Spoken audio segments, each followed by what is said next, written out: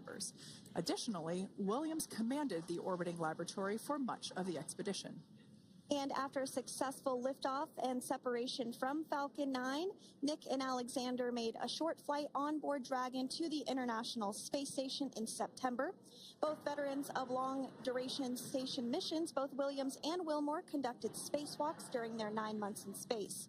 Having had the capacity to leave the station at any point, had there been some type of emergency, the crew members began packing for their voyage home about a week ago and worked through tasks and shared lessons learned with the newly arrived Crew 10 team, who arrived just a few days ago. For return operations such as this, NASA and SpaceX closely coordinate with the United States Coast Guard to establish a safety zone to ensure public safety and for the safety of those involved in the recovery operations, as well as the crew on board the returning spacecraft. Multiple notices are issued to mariners in advance of and during recovery operations, and Coast Guard patrol boats are deployed to discourage boaters from entering the splashdown zones. Now, we do want to stress to the public the need to respect this safety zone. Recovering a spacecraft from the water is a hazardous task, and any other boats interfering increases risk to the astronauts in Dragon, the teams working to recover them from the water, and the safety of those that come too close. So, for the safety of the crew and your safety, we recommend you sit back and watch as we'll be bringing you the best possible views of our astronauts' homecoming. And they will be the best views that you can get. So, let's take a minute to meet our returning crew. U.S. Space Force Colonel Nick Hague is your Crew 9 commander. He was selected by NASA as an astronaut in 2013. This was his second spaceflight to the International Space Station and third launch overall. He spent 171 days in space with Crew 9 and has a career total of 374 days in space. During his mission, he completed a spacewalk with astronaut Suni Williams. That was his fourth spacewalk, earning him a career total of 25 hours, 56 minutes of spacewalking time. Before Crew 9, Hague previously served as a crew member of Expedition 59 and 60 back in 2019. He flew with Alexei Ovchinin and NASA's Christina Koch. So this is his second time sharing the space station with Ovchinin. The Kansas native is a test pilot of a distinguished graduate of the United States Air Force Academy. Nick spent 5 months in Iraq in support of Operation Iraqi Freedom. He voluntarily transferred from the United States Air Force to U.S. Space Force in 2021 and is an active colonel. His wife, Katie, is a retired U.S. Air Force colonel, and they have 2 sons. NASA astronaut Suni Williams is a mission specialist for Crew 9. This was her third visit to the space station. She originally launched aboard Boeing Starliner spacecraft and arrived at the space station on June 6th. And it looks like we are beginning to get some views inside the spacecraft, overlooking the shoulders of the crew on board Dragon. We'll continue to bring you those views throughout the day and views throughout Splashdown this afternoon rather. But to jump back into a little bit more about Suni, she became an Expedition 71-72 crew member, and she logged 286 days in space on this mission. But she actually has a total of 608 days in space, the second most time in space by a U.S. astronaut. Former NASA astronaut Peggy Whitson ranks first for the U.S. with 675 days in space.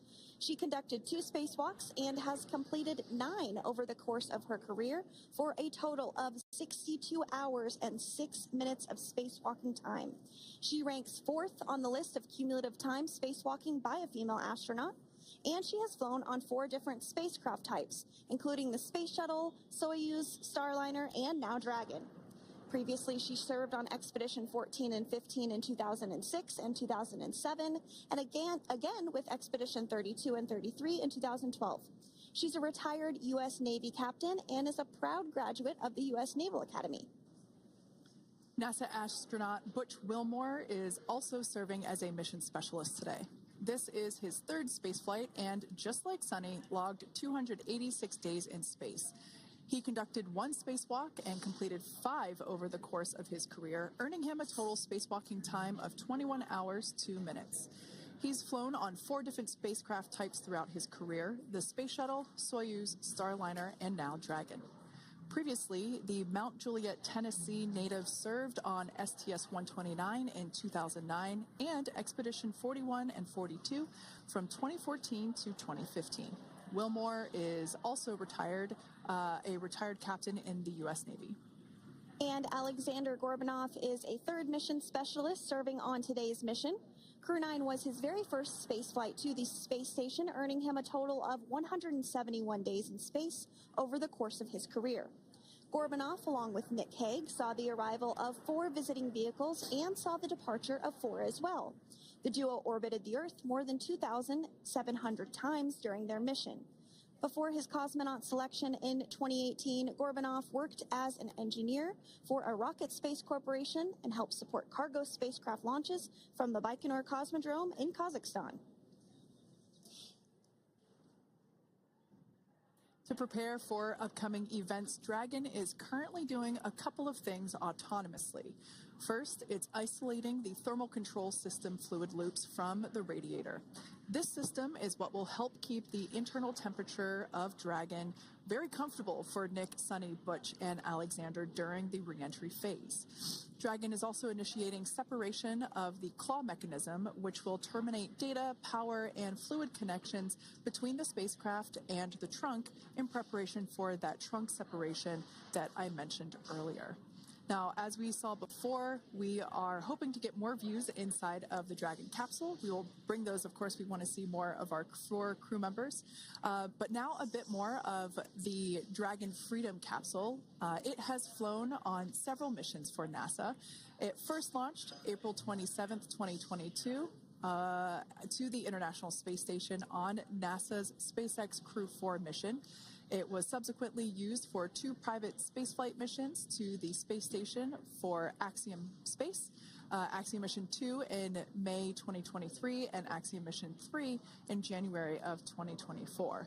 And of course, Crew 9 launched last year, is September 28th. So yeah, a little bit about the Dragon Freedom capsule. Here, a view that we have once again between the shoulders of Commander Nick Hague, who is on the left-hand side of your screen there, and Mission Specialist Alexander Gorbanov there on the right. That's right, Kate. And the next major milestone that we're looking ahead towards this afternoon is claw separation. We're targeting that claw separation at 2:05 p.m. Pacific time this afternoon, so less than 10 minutes from now. Continuing to get some views inside Dragon Freedom. To the far left there is NASA astronaut Butch Wilmore, and as you can see, the crew is suited up in their space suits. They are suited up in what we call dynamic phases of flight. So when they launch, when they dock, when they undock, when they return back for splashdown. We might hear some call-outs on the loops about putting their visors down. That will happen just prior to deorbit burn. And you'll hear us pause when some of those communications happen. That's because we want to make sure that we are relaying the best information to you all, and so that you hear it as well.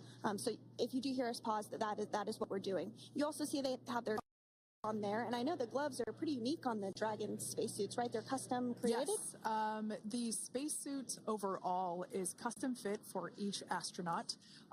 These gloves enable usage of the touchscreen panels that they have in front of them.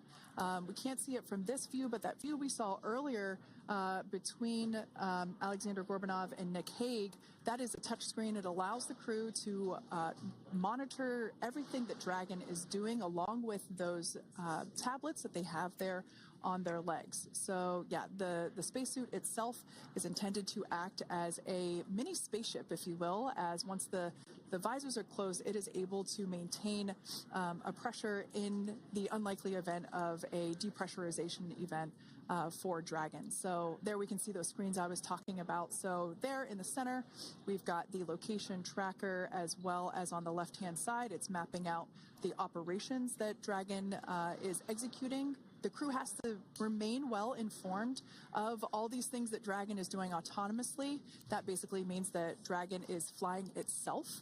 The crew has the ability to gain control of the capsule if necessary, but the capsule is essentially going to bring itself home. But of course, in order to be familiar with Freedom, SpaceX, deorbit sequence start in 5 minutes.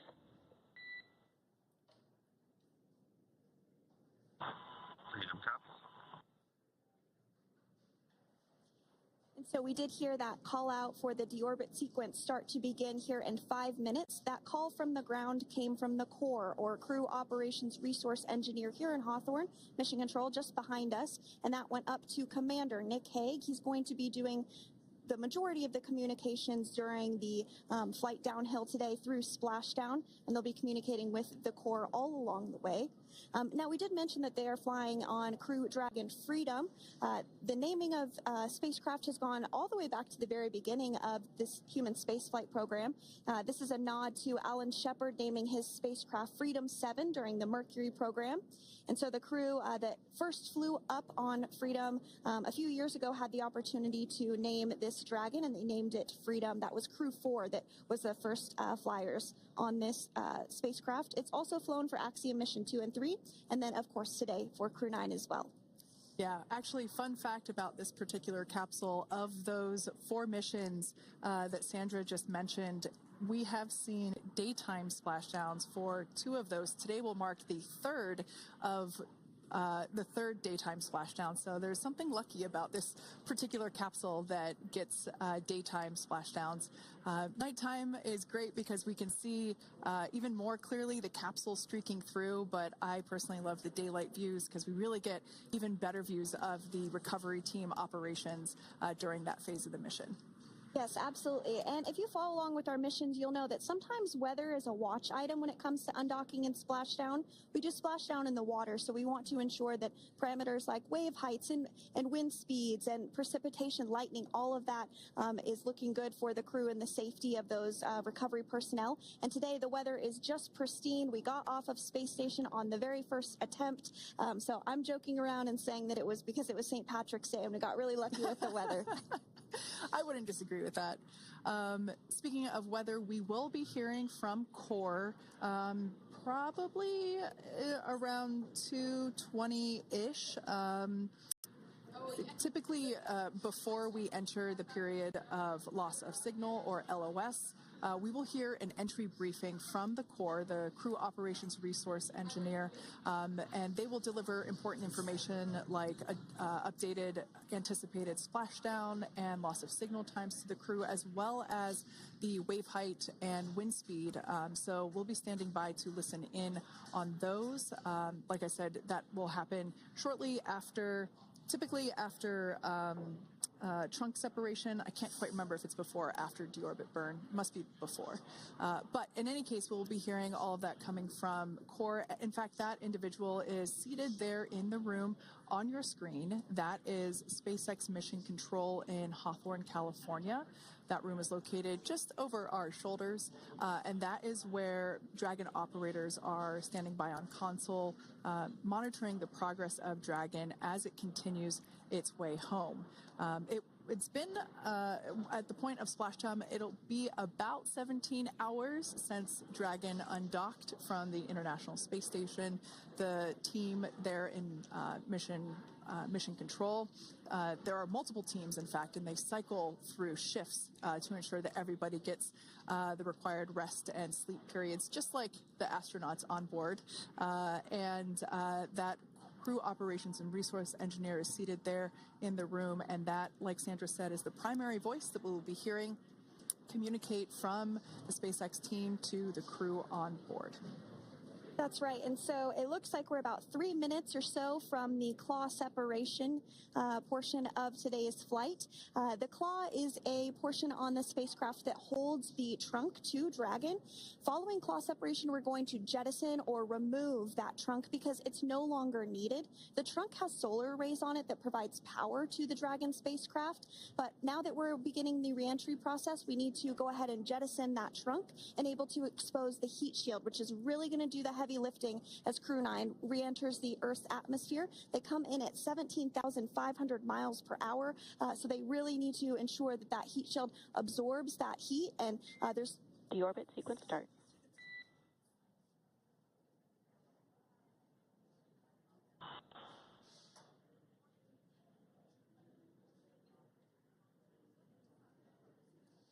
And so we did just get communications there that the deorbit sequence start has begun. So here in just a couple minutes from now, we expect to hear information or a call back about the claw separation having begun. And again, that kicks off that trunk separation portion that I was discussing to remove that, expose the heat shield, and then eventually we'll have the deorbit burn, and we'll continue to walk you through all of these milestones as we approach them ahead of our splashdown at 2:57 p.m. Pacific time this afternoon off the coast of Tallahassee, Florida. Yeah, we're very excited to bring the Crew 9 crew home.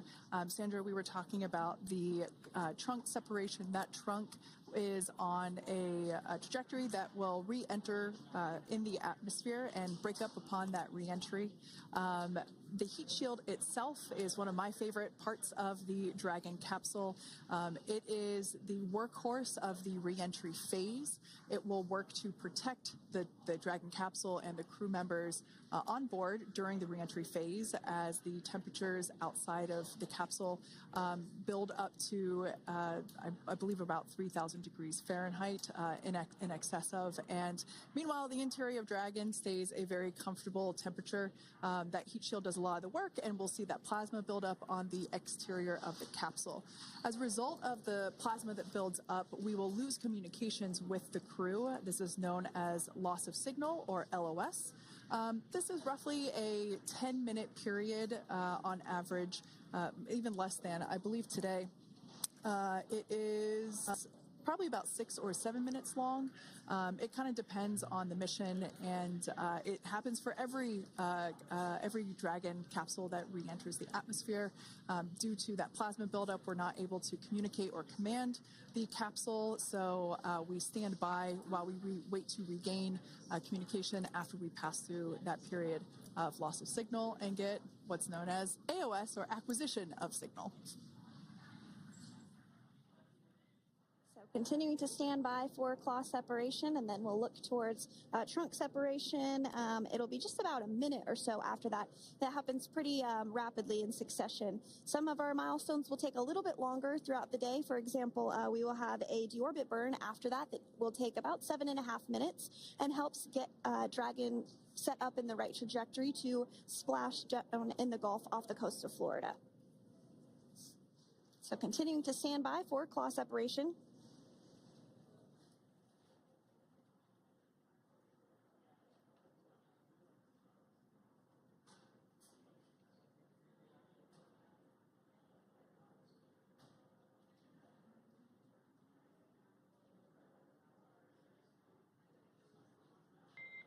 Nominal trunk jettison.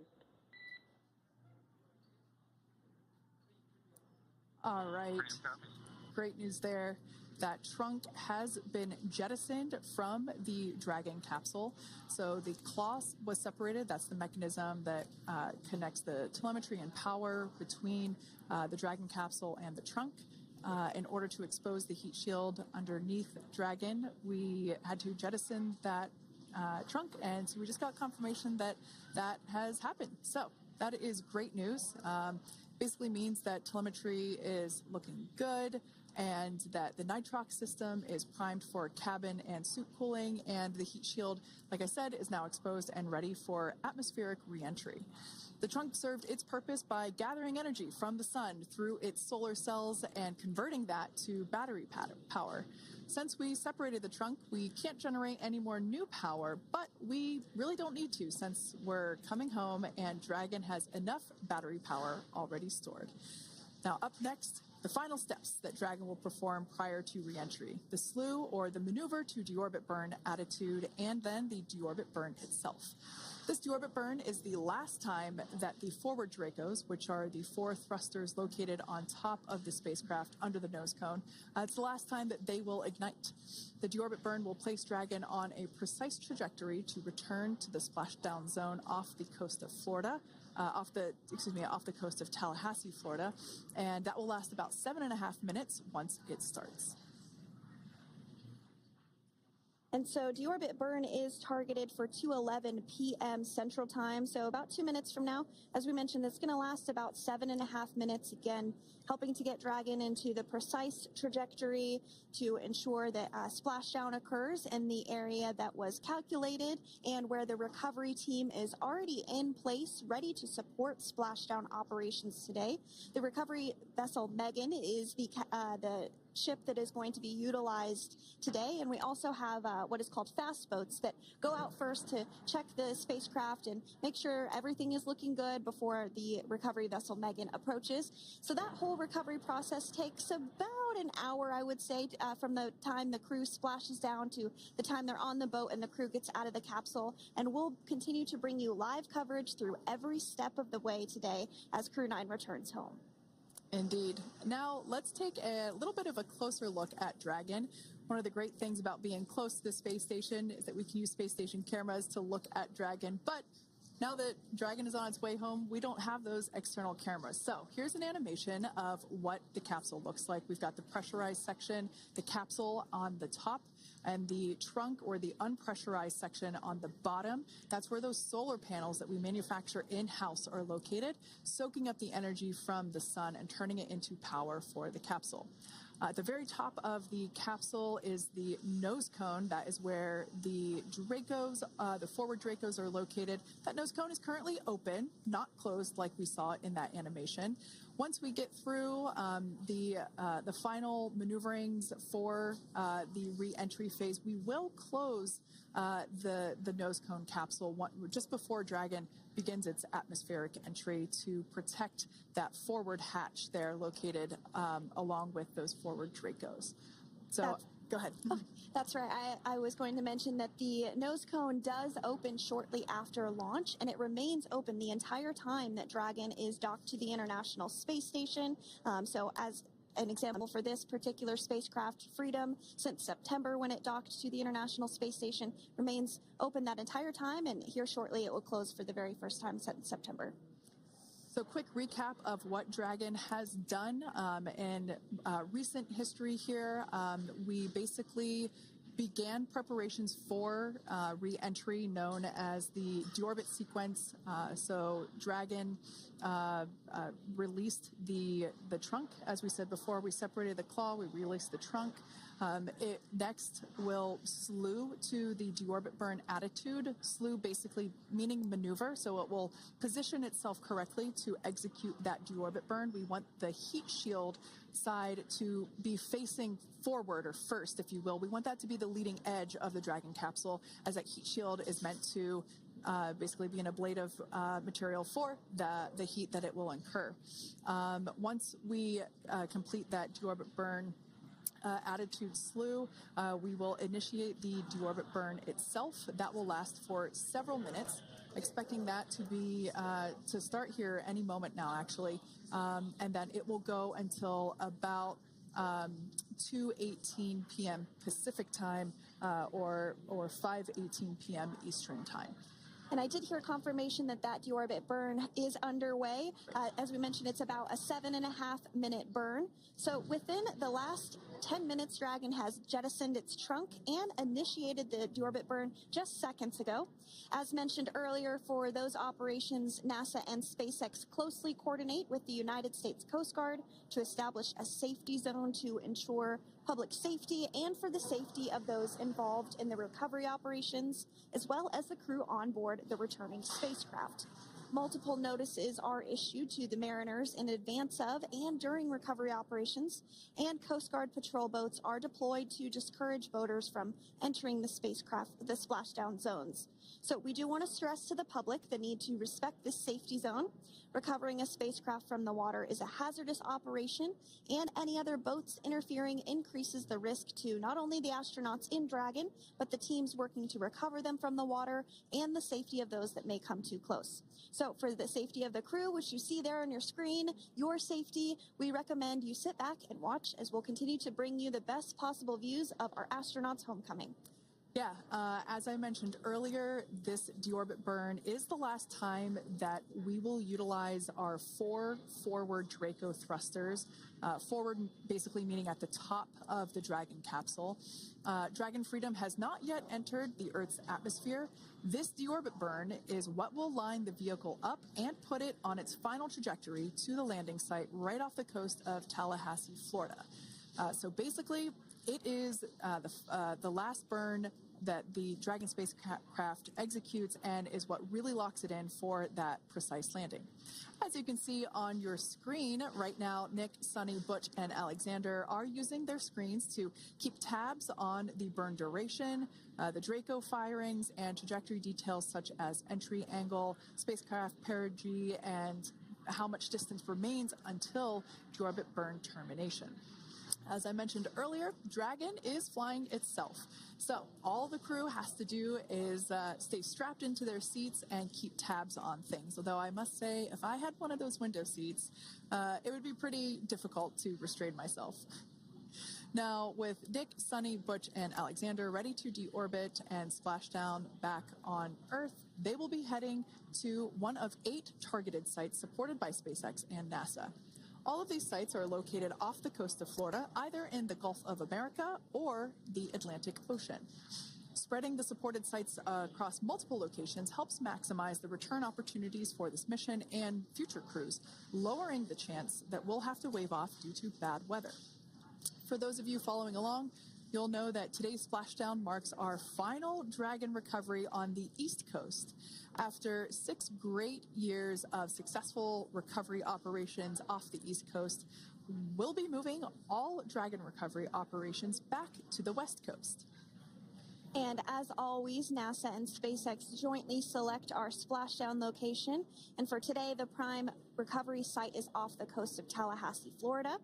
The selection process works with a lot of different variables, including the space station's orbital trajectory or path that it follows, what landing sites are available and have favorable weather, how much free flight capability Dragon has for the trip home, and the sleep schedules for the returning crew members, as well as, of course, the big one, the weather. We'll start with calculating daily return options based off of the space station's current orbit and Dragon's capabilities to maneuver and line up for re-entry. The time from undock to landing at the primary site can vary from less than 6 hours to more than 39. Getting home the quickest comes with some obvious benefits, but we always have to make sure the crew is properly rested for dynamic operations, preventing us from scheduling 20-plus hour days for them, of course. Trajectory and ballistic experts provide the daily opportunities that would line up Dragon with the 7 landing zones and split them into what we call ascending and descending opportunities. Dragon uses its Draco thrusters after leaving station to execute a series of altitude-lowering maneuvers and to line up with the selected primary site. It can also change to different alternative sites while in a free flight if sudden weather moves in that we may need to avoid. So, as we mentioned, weather is something we're constantly looking at, making the final call to proceed about 2.5 hours before the crew undocks. So, for the Crew 9 return, we looked at a number of weather items. Some of the obvious ones are no rain or a chance of lightning in the recovery zone, both for the safety of the crew inside Dragon and the recovery teams in the water. And we're also looking for wind speeds to be less than 15 feet per second or about 10 miles per hour, and relatively calm seas so that we can safely execute recovery operations, which includes landing a helicopter on the recovery ship to fly Nick, Sunny, Butch, and Alexander back to Florida. Once Dragon began flying today, we had a number of additional checkpoints to either proceed towards the primary site, head to the alternate, or select a new zone based on real-time weather data. These checks happened all the way up until we were in the final hours before the deorbit burn, which has just about a minute or so left in it. And this is the last burn in the trip home that commits Dragon to re-entering the Earth's atmosphere. Now, we are currently waiting to conclude the deorbit burn. We've got less than a minute until that finishes.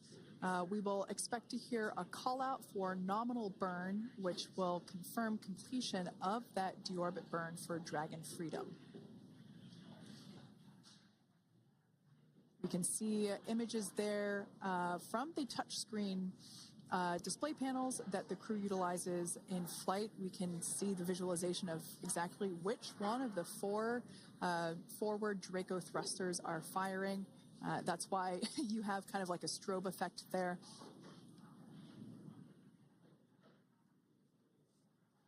And if you're just joining us, you are looking at live views of the Dragon Freedom. On your left is Commander of Crew 9, Nick Hague. To his right is Roscosmos cosmonaut Alexander Grabenkin. And also in Gorbanov, excuse me, that is Alexander Gorbanov.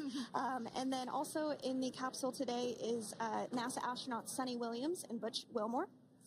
We're awaiting confirmation that their deorbit burn is complete, which is the last burn that's going to help set them up on a trajectory to Splashdown off the coast of Florida. Deorbit burn complete. Performance nominal. Nose cone closure initiated.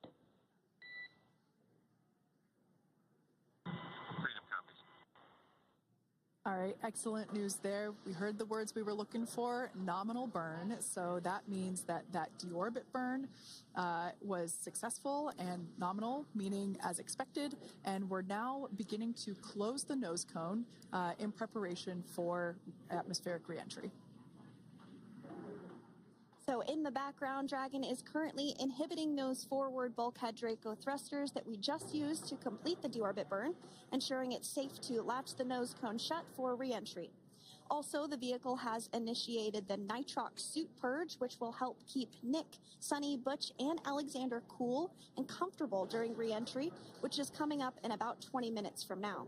At this point, the nose cone is closing and protecting the forward hatch for reentry, and the crew are using their screens to continue to monitor the locking of the nose cone, which is done by a set of hooks. And as we mentioned earlier, that nose cone has remained open since September, so this is the first time it's closing in a few months.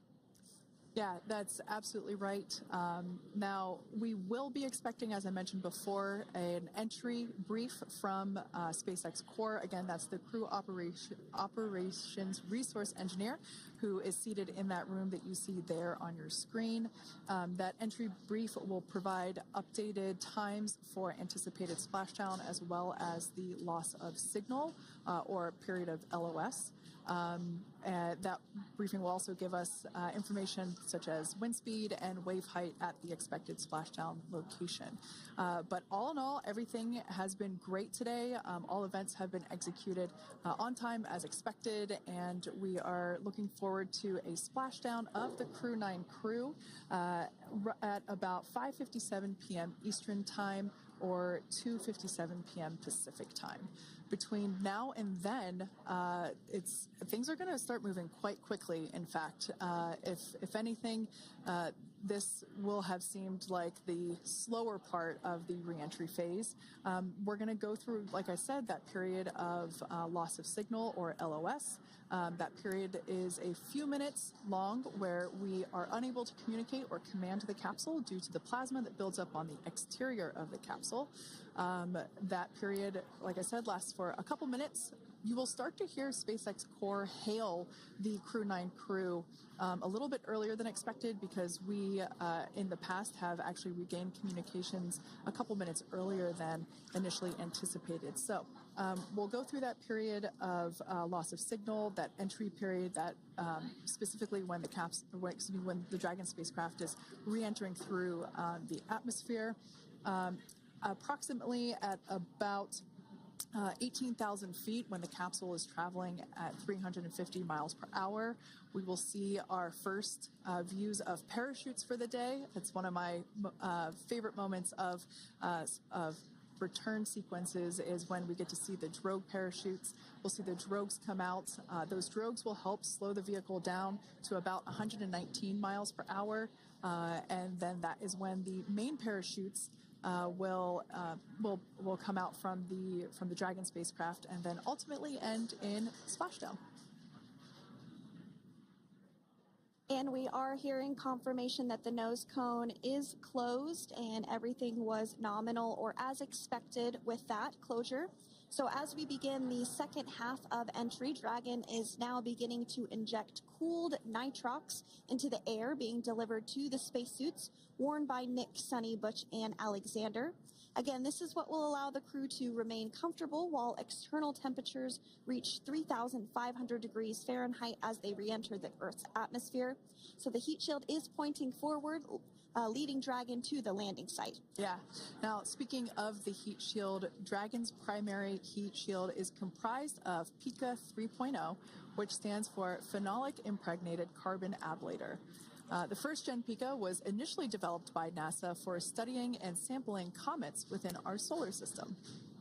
SpaceX partnered with NASA to develop PICA X, which was the second-generation product used on all Dragon 1 cargo resupply service missions that resupplied the International Space Station on 20 missions. PICA 3.0 was developed specifically for use on Dragon 2 crew and cargo with enhanced structural and thermal capabilities that allowed the heat shield to be even more effective in the way that it utilized the ability to make that heat ablate as it goes through the Earth's atmosphere.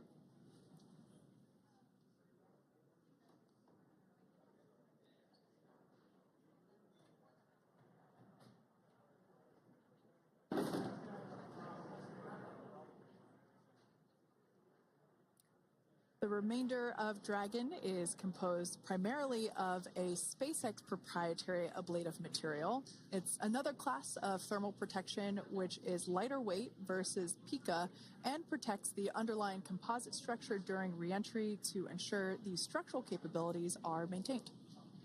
While Dragon will experience temperatures well over 3,000 degrees during peak reentry conditions, the characteristics of the thermal protection system coupled with the environmental control and life support system in the pressurized interior will ensure that Nick, Sunny, Butch, and Alexander stay cool and comfortable during all phases of reentry through Splashdown.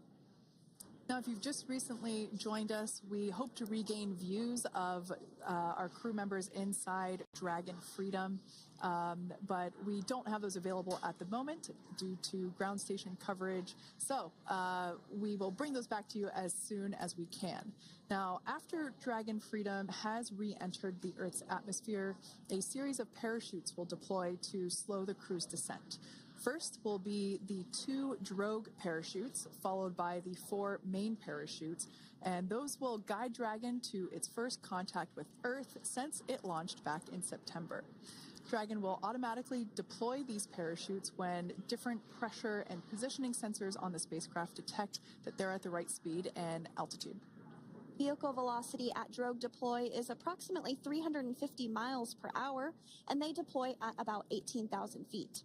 Now, when the vehicle velocity at main deploy is approximately 119 miles per hour, and they deploy at about 6,500 feet.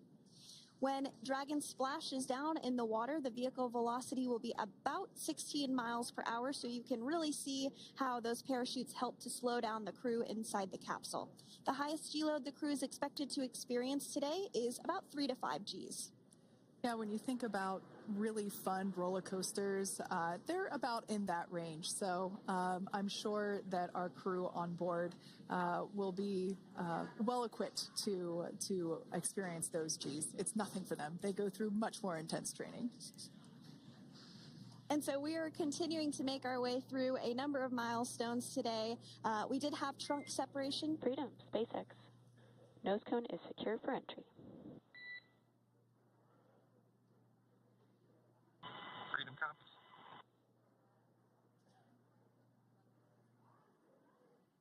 All right, great news there. That tells us that the final physical configuration change for Dragon is complete. We have closed that nose cone. This is the last physical change that Dragon undergoes prior to re-entering the Earth's atmosphere.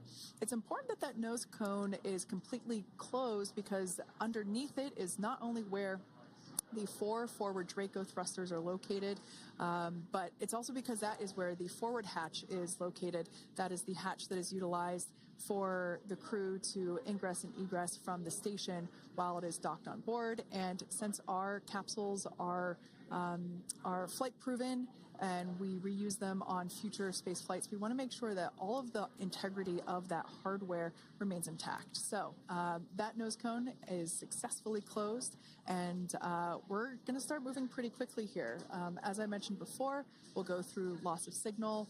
We'll get that signal back several minutes later, and then we'll see the parachute action. Yep, and then that's all ahead of Splashdown off the coast of Florida. We're targeting Tallahassee as our splashdown zone today at 2:57 p.m. Pacific time this afternoon. Now, you did mention the call to the crew. They'll do some additional calculations following that burn and potentially let us know if that splashdown time has changed at all. But right now, we are continuing to target 2:57 p.m. And you can see there on your screen a path of where Dragon will be re-entering today. So if you are in the southern tip of Mexico, you might have the opportunity to see Dragon. Because it's a daytime splashdown, you probably won't have too great of views, but potentially you'll have the opportunity to get a glimpse of it there. Once again, Dragon operators, they're monitoring the progress of Dragon through this re-entry phase. That is SpaceX Mission Control, located here in Hawthorne, California. That is also where the crew operations and resource engineer is seated. That person is the voice that we have heard multiple times and will continue to hear as the primary point of contact to the crew on board Dragon Freedom. We will also hear the voice of Commander Nick Hague. Basically, after we hear the Corps communicate something, we will hear Nick Hague indicate that they copy, that they heard the message well, some sort of recognition that the message was received. And if you joined us yesterday for our coverage during the undocking, we were communicating through something that's called a big loop. We do that when we're in integrated operations with the International Freedom, SpaceX, for entry sequence. Report when ready to copy. Ready to copy. All right, I've got some updated times for you. Our comm blackout start time is 2144. Our comm blackout end time is 2151, and our splashdown time is the same per your displays, 2157.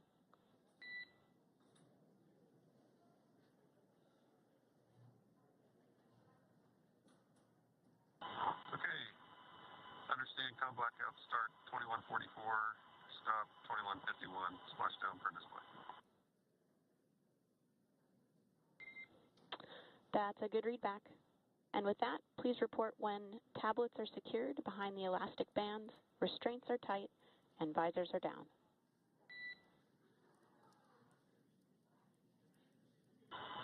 And copy, welcome.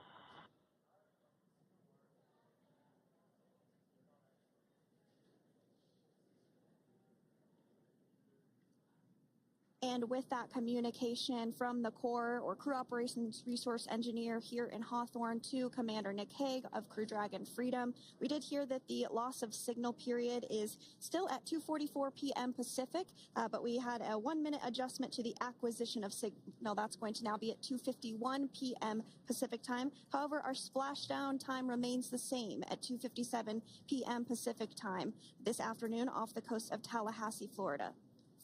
So all good news there as Dragon continues to make its way home with the Crew 9 crew.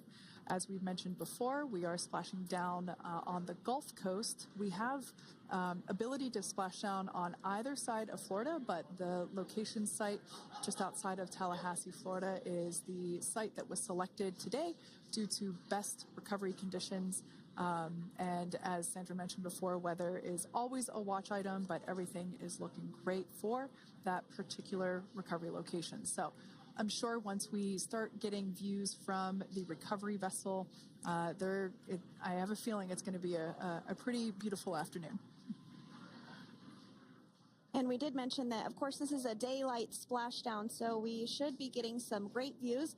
We do have a couple of spacecraft called the WB-57, which are high-altitude planes that NASA utilizes during splashdown operations. Those are en route and going to be tracking the capsule as it makes its way through the atmosphere and should be providing some good views for us. Kate and I were just chatting about how we haven't had a daytime splashdown in a little while, so we're looking forward to the views along with you. Yeah. Nighttime views are also great because we can see that capsule streaking through the night sky quite brightly. So like Sandra, you said earlier, daylight will be a little bit less bright, but we will definitely be able to see the SpaceX recovery team operations much clearer. I could also imagine it's probably a little bit easier for the team themselves to do their work in daytime than at nighttime. We'll see them rush in really quickly with a couple of fast boats as they begin the initial safety checks and sweeps of the Dragon capsule, while also retrieving the parachutes from the surface of the ocean. The recovery vessel, the main recovery vessel, will continue to make its way closer to the Dragon capsule. It is stationed a couple miles away from the actual recovery location, the splashdown location, for obvious safety purposes. So it takes a little while for that vessel to make its way over, but once it's closer, we'll have even better views of those recovery operations. And you may be wondering why sometimes we splash down in the daytime versus the nighttime. And believe me, we would all love for these operations to happen during regular daytime working hours. But unfortunately, orbital mechanics just doesn't quite work out that way. So it has to deal with the location of the International Space Station, as well as where the splashdown zone is on Earth and that trajectory, as well as the phasing. So as we mentioned earlier, sometimes we have phasing as short as 6 hours, sometimes in excess of 30 plus hours. It just depends on where the targeted area is that the capsule is going to splash down. So today's phasing has been 17 hours since undocking occurred at 10:05 p.m. Pacific yesterday evening for us here in Hawthorne. Early wee hours for folks on the East Coast and other areas of the United States. Yeah, but regardless of whether it's daytime or nighttime, the SpaceX recovery team has trained and practiced and rehearsed for it all. So regardless of daylight, they are really efficient with those operations. And but like you said, Sandra, it has been a minute since we have seen a daytime splashdown on a NASA SpaceX crew mission. The last daytime recovery was on Crew 4, which was the debut flight for the capsule flying today, the spacecraft known as Dragon Freedom. And so yeah, kind of a fun fact there in terms of the timing of that daylight splashdowns. Once again, standing by for more communication with the crew. The next event that we have coming up is the start of that period known as loss of signal. That is the period still expected at 2:44 p.m. Pacific time. This lasts for several minutes while the capsule is making its way through the Earth's atmosphere. The heat shield located at the bottom of the capsule really doing all the work at that point in time in terms of using the atmosphere to slow the capsule down from its orbital speeds of 17,500 miles per hour. Our tablets are secure, restraints are tightened, visors down. We are configured for entry. Freedom, I copied. Tablets are secured, restraints are tight, and visors down.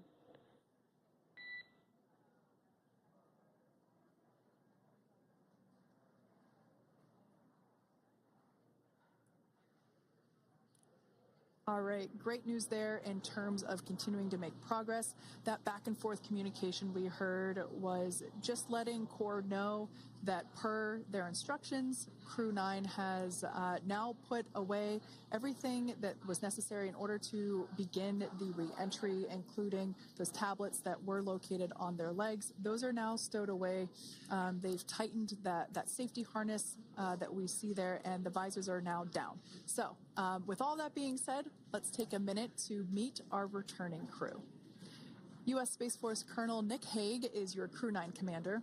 He was selected by NASA as an astronaut in 2013. This was his second spaceflight to the International Space Station and third launch overall.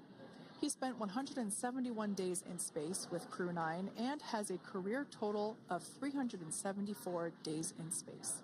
During his mission, he completed a spacewalk with astronaut Suni Williams. That was his fourth spacewalk, earning him a career total of 25 hours, 56 minutes of spacewalking time. Before Crew 9, Haig previously served as a crew member of Expedition 59 and 60 back in 2019. He flew with Alexei Ovchinin and NASA's Christina Cook. So this is his second time sharing the space station with Ovchinin. The Kansas native is a test pilot and distinguished graduate of the United States Air Force Academy. Nick spent 5 months in Iraq in support of Operation Iraqi Freedom. He voluntarily transferred from the United States Air Force to U.S. Space Force in 2021 and is an active colonel. His wife, Katie, is a retired U.S. Air Force colonel, and they have 2 sons. NASA astronaut Suni Williams is a mission specialist for Crew 9. This was her third visit to the International Space Station. She originally launched aboard Boeing Starliner spacecraft and arrived at the space station on June 6th. Following the agency's decision to return Starliner uncrewed, she became an Expedition 71 and 72 crew member, where she logged 286 days in space on this mission. But Suni has a total of 608 days in space, the second most time in space by a U.S. astronaut. 5 minutes until predicted calm blackout. We'll see you on the other side at 21:51.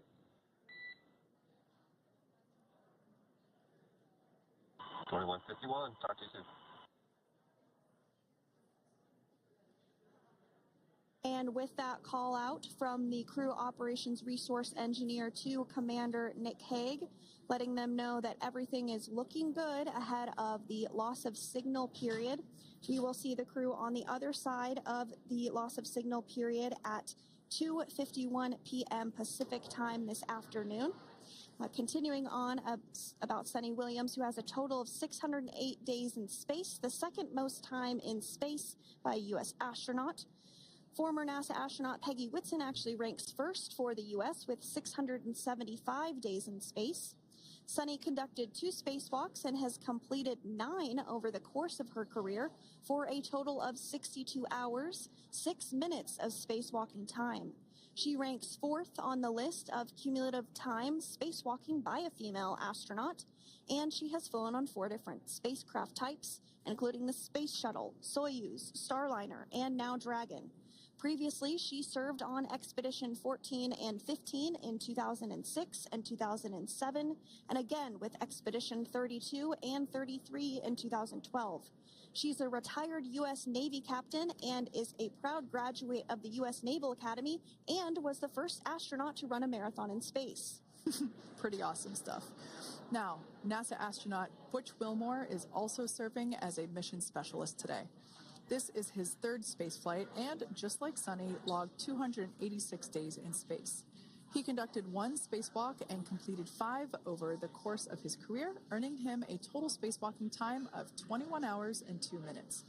He's flown on 4 different spacecraft types throughout his career: the Space Shuttle, Soyuz, Starliner, and now Dragon. Previously, the Mount Juliet, Tennessee native served on STS-129 in 2009 and Expedition 41 and 42 from 2014 to 2015. Wilmore is also a retired captain in the U.S. Navy. Next up is Alexander Gorbanov, who is the third mission specialist serving on today's mission. Crew 9 was his first space flight to the space station, earning him a total of 171 days in space over the course of his career.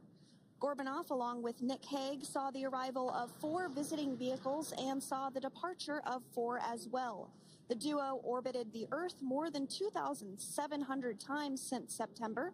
Before his cosmonaut selection in 2018, Gorbanov worked as an engineer for a rocket space corporation and helped support cargo spacecraft launches from the Baikonur Cosmodrome in Kazakhstan.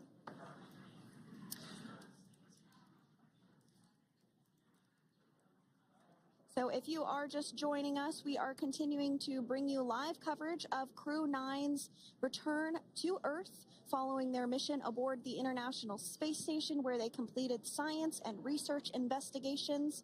We are targeting splashdown off the coast of Florida at 2:57 p.m. Pacific time. The next major milestone that we'll look ahead towards is what we call loss of signal, or LOS, when we won't have communications with the crew because they will be re-entering the Earth's atmosphere. And during this process, there is plasma that builds up around that heat shield, so we are not able to communicate with the crew, but we are anticipating to regain communications with the crew at a short time from now at 2:51 p.m. Pacific time today. As we said before, everything continues to look good for the return of the Crew 9 team. We are about to go into that period of loss of signal. Once we get views of the crew inside the capsule, once again, we will be sure to bring those to you. But that period of time is when plasma is building up on the exterior of the capsule, generating heat in excess of 3,500 degrees Fahrenheit. So we are unable to communicate or command the spacecraft at that time. And that includes, unfortunately, video feeds as well. So as soon as we get the views back inside Dragon, we will bring those to you. But until then, we are going to stand by and continue to monitor the progress of Dragon. Like Sandra just said, we are anticipating the blackout period to begin at 2:51 p.m. Pacific time, 5:51 p.m. Eastern time. This will last for several minutes. It's not super exact, even though we are predicting acquisition of signal, or AOS, to come back at 5:51 p.m. Eastern time. In the past, we have regained communications sometimes a little bit earlier than that, so we'll probably start to hear Core begin to hail Crew Dragon a minute or two prior to that anticipated acquisition of signal. But right now, Nick, Sunny, Butch, and Alexander are seated in their seats inside Dragon Freedom. Their visors are down, and they have put away or stored the tablets they had located on their upper leg to monitor Dragon's progress. Now they will be utilizing the touchscreen displays, where the current operation and future operations will be displayed as they are able to monitor Dragon's progress continually. As I said before, Dragon is autonomous, meaning it is flying itself. So the crew stands by and monitors, and those touchscreen displays are what will be allowing them to do so and prepare for events such as parachute deploy. And while on board the International Space Station, Nick, Sunny, Butch, and Alexander contributed to over 900 hours of science and research investigations, which is really the key purpose of the International Space Station. Now, the International Space Station is celebrating a major milestone this year, where they will be celebrating 25 years of continuous human presence in November. So if you're younger than 25 years, you've never known a day where there hasn't been a human living and working aboard the International Space Station, contributing to key science and research investigations that impact our lives here on Earth. There's research being done on Parkinson's, on osteoporosis, on cancer research, and a variety of other studies. Additionally, the microgravity laboratory provides a jumping off point for us as we venture back to the moon and onto Mars through longer duration space flights. One such example that the crew worked on during this mission was an alternative exercise device. In microgravity, the crew has to exercise for about 2 hours a day because they're not having the effects of gravity on their body. So to prevent bone and muscle loss, we counteract that with 2 hours of exercise per day. On board the International Space Station, they have 3 ways in which they can exercise. They have a bike, they have a treadmill, and they have a similar to a weightlifting machine that counteracts the microgravity environment. But a particular experiment that this crew tested out was a combination of all 3 of those in one smaller device. And this is really critical as we continue on to the moon, Mars, and beyond, because space is really important in spacecraft. So if we have something smaller that the crew might be able to utilize, that can potentially help us venture out even further into the solar system. So science is really the name of the game when it comes to the International Space Station. Some of the other science highlights that took place during this increment that are particularly interesting to me was we had the first wooden satellite that was deployed. This is a study to see if other materials might be more resourceful or renewable in space. So I'm really excited to see the results of that one as well. Additionally, we had a couple of spacewalks that took place to not only provide maintenance to the International Space Station, but also where we swabbed the outside of the space station near vents to see if any microbes that we all have microbes on us, to see if any of those could survive in the harsh environment of space, which again is very important for us to know and understand as we continue to the moon, Mars, and beyond. Very exciting stuff. Now, at this point, we have now entered the communications blackout period for the Dragon spacecraft. This lasts approximately 7 minutes due to plasma formation around the spacecraft itself. During this time, no vehicle telemetry is received by mission control or the recovery team, and no external commanding of the vehicle or voice communication is possible. But as a reminder, Dragon is designed to fly itself. During reentry, the vehicle will be slowing down from orbital velocity, which is approximately 17,500 miles per hour. The top temperature that Dragon will experience upon reentry is 3,500 degrees Fahrenheit. This blackout period, as I said before, we expect it to last about 7 minutes today, concluding at 5:51 p.m. Eastern Time or 2:51 p.m. Pacific Time. We right there have our first view of Dragon Freedom coming home to Earth. And that view is from the WB-57, which is one of NASA's high-altitude planes that is tracking. Now, because of the way that this camera is configured, it does look like it is dark, but it is indeed daytime, and you're beginning to see that plasma trail as Dragon re-enters the Earth's atmosphere. All of that is expected. We are anticipating an acquisition of signal around 2:51 p.m. Pacific Time, so just minutes from now, and you may hear the core begin to hail out or call Dragon for communications and see if we can potentially get communications with them a little bit earlier.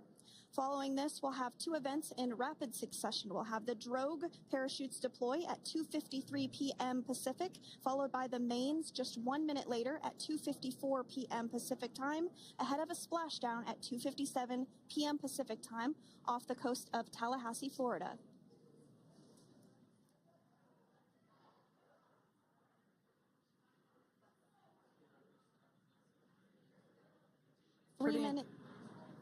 Pretty incredible views of the Dragon spacecraft making its way home back to planet Earth with the Crew 9 astronauts on board. Once again, this view is coming from the WB-57 plane. That heat shield we can see doing magnificent work as it works to Freedom, SpaceX, Comcheck.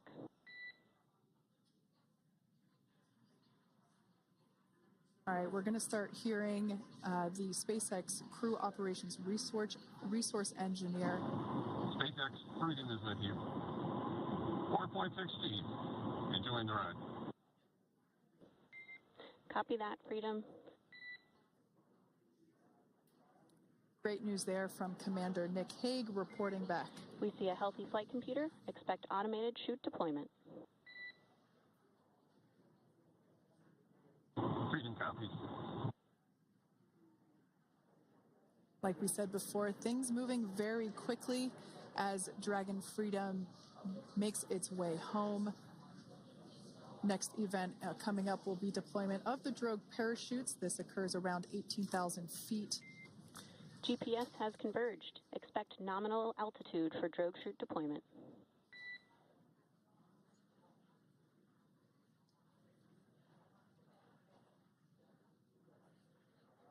We're about 2 minutes away from deployment of those drogue parachutes. Now the heat shield is continuing to work to slow the vehicle down. That entry period, the Dragon spacecraft went from orbital velocity about 17,500 miles per hour down to about 350 miles per hour. So that really gives you a sense of why that plasma builds up on the exterior of the capsule thanks to the heat shield and the work that it does. Those drogue parachutes will slow it down from 350 to about 119 miles per hour. We can see 15 kilometers. Brace for drogue window. We can see seat rotation happening inside the capsule. Great to get those first views of our crew members. Once again, the capsules are going about 350 miles per hour when the drogues are deployed. Those drogue parachutes that we manufacture here in-house are going to slow the spacecraft down to 119 miles per hour. And that is when we will see the main parachutes deploy, and that occurs about 6,000 feet above the ocean's surface. And we are expecting drogue deployment at 2:53 p.m. Pacific, so we should see it any second now. And there you are getting a great view of Crew 9 inside Dragon Freedom as it returns back to Earth. We are awaiting the drogue deploys. This view coming from the WB-57 high altitude plane. And there you see it on your screen, drogue deployment. Drogue descent rate nominal. You can hear the crowd here. Visual on 2 healthy drogues. The crowd here very excited as Dragon Freedom continues to make its way back to planet Earth.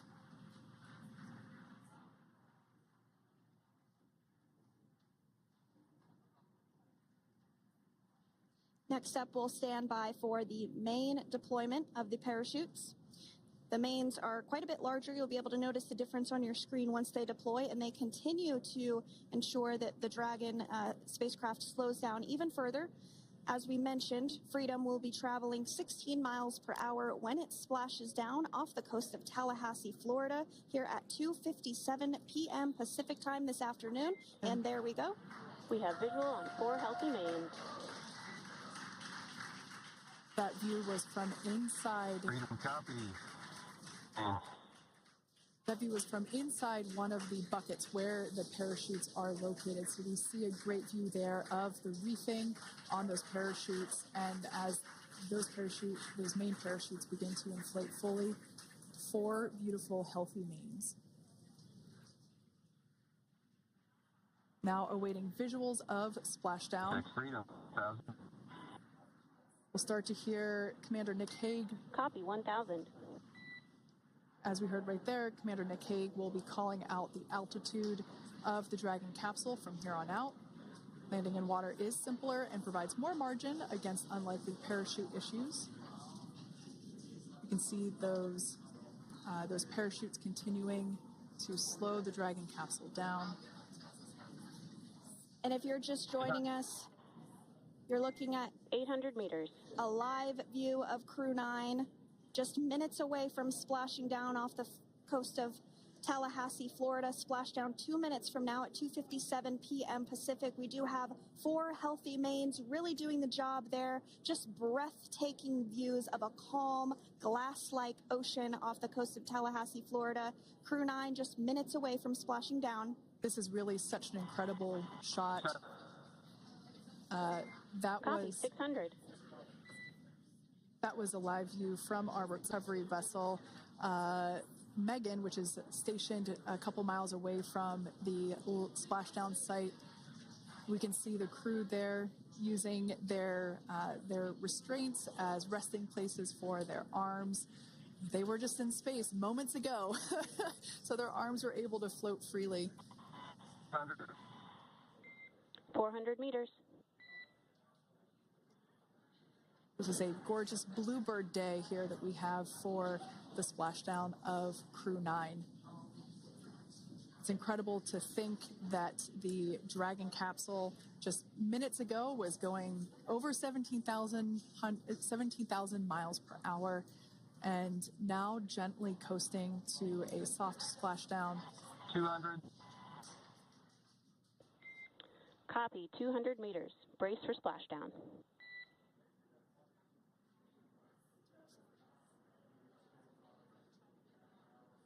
As you can see there on your screen, continuing to monitor progress of the Dragon spacecraft.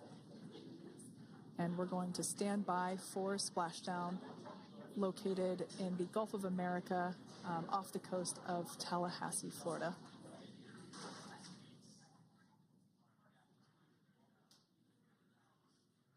And Splashdown, Crew 9 back on Earth.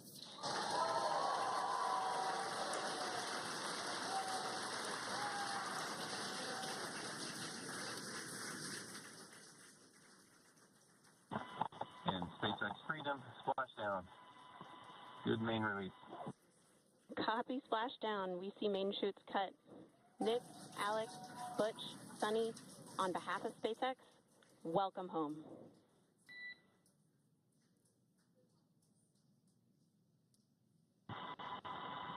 It is an amazing, what a ride. I see a capsule full of grins ear to ear.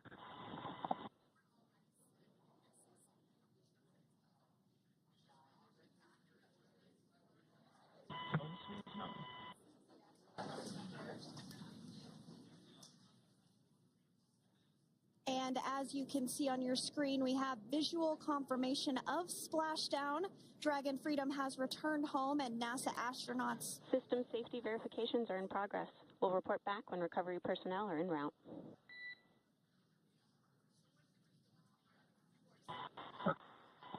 Understand. And we're in section 2, 4.800 landing response. And looking for your word and if it is necessary.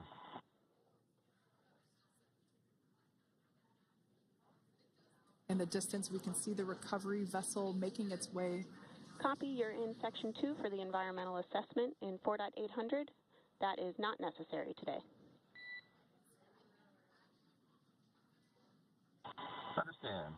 Raise and advise.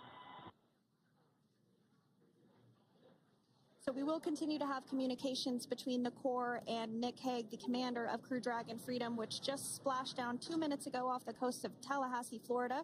Dragon Freedom has returned home with NASA astronauts Nick Hague, Sunny Williams, Butch Wilmore, and Roscosmos cosmonaut Alexander Gorbunov. They're back on Earth after approximately 17 hours of a return journey from space. The SpaceX recovery ship and team have been waiting for Dragon's splashdown, and they will now make their way to the splashdown location.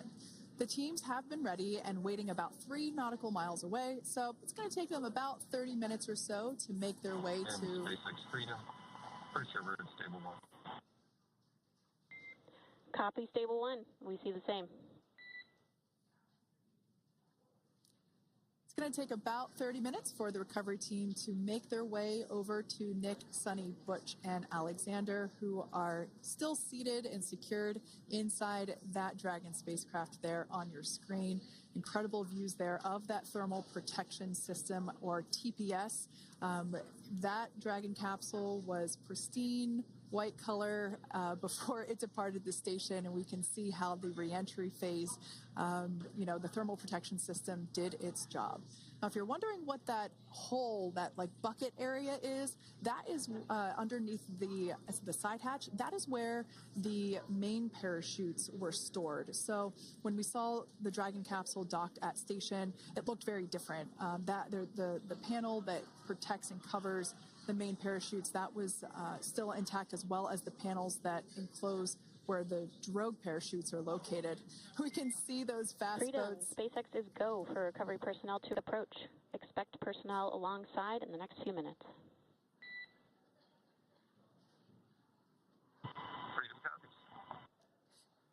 We can see those fast boats. We weren't kidding when we said they were fast. While it does take about 30 minutes for the main recovery vessel to make its way over to the capsule, these fast boats will be doing a couple of things simultaneously.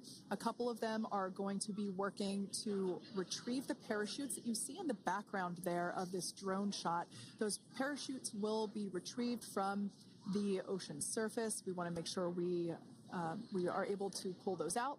The recovery vessel there closest to the spacecraft is going to be performing some safety checks. We can see there they're using an instrument that is basically working to detect if there are any hypergolic vapors or fumes that are still residing in and or around the Draco thruster nozzles or outlets.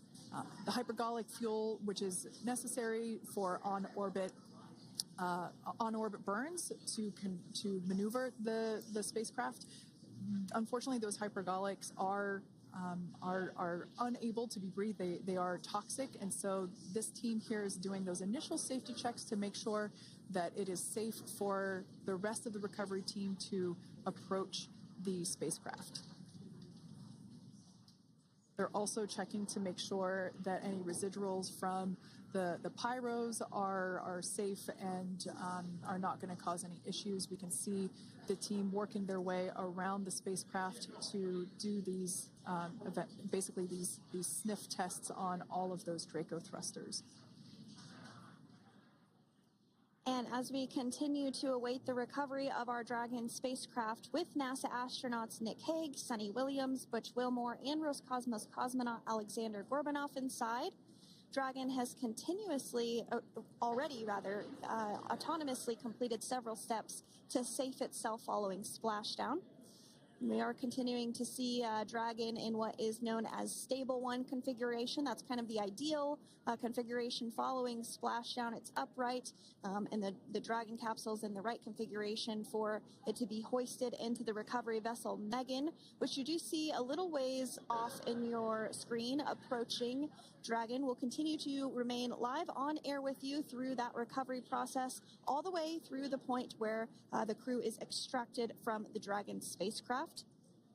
Now, if you are just joining us, the mission has gone smoothly so far. Dragon successfully splashed down off the coast of Tallahassee, Florida at 2:57 p.m. Pacific, 5:57 p.m. Eastern Time this afternoon. Approximately 17 hours prior to splashdown, Dragon autonomously undocked from the International Space Station, completed a series of departure burns, jettisoned its trunk section, and performed its final burn, the deorbit burn. This placed the Dragon spacecraft on a trajectory toward Tallahassee, Florida. Dragon successfully re-entered the Earth's atmosphere, followed by deployment of its parachutes to slow the spacecraft down to a gentle splashdown. We're now going to follow the Freedom. Hypergol sweeps and unfired ordnance checks are nominal. Rigging is in progress. Approximately 25 minutes until capsule lift. Stand by for PMC with SpaceX flight surgeon.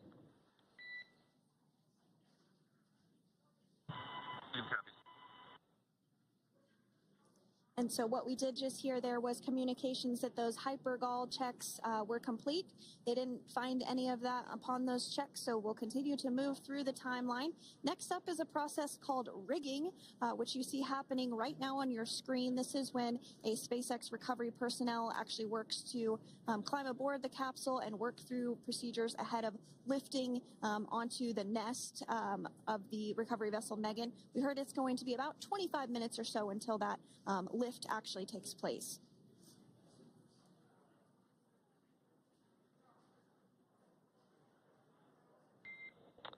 Okay, Freedom, the next call will be from the SpaceX flight surgeon on Dragon and Ground Private.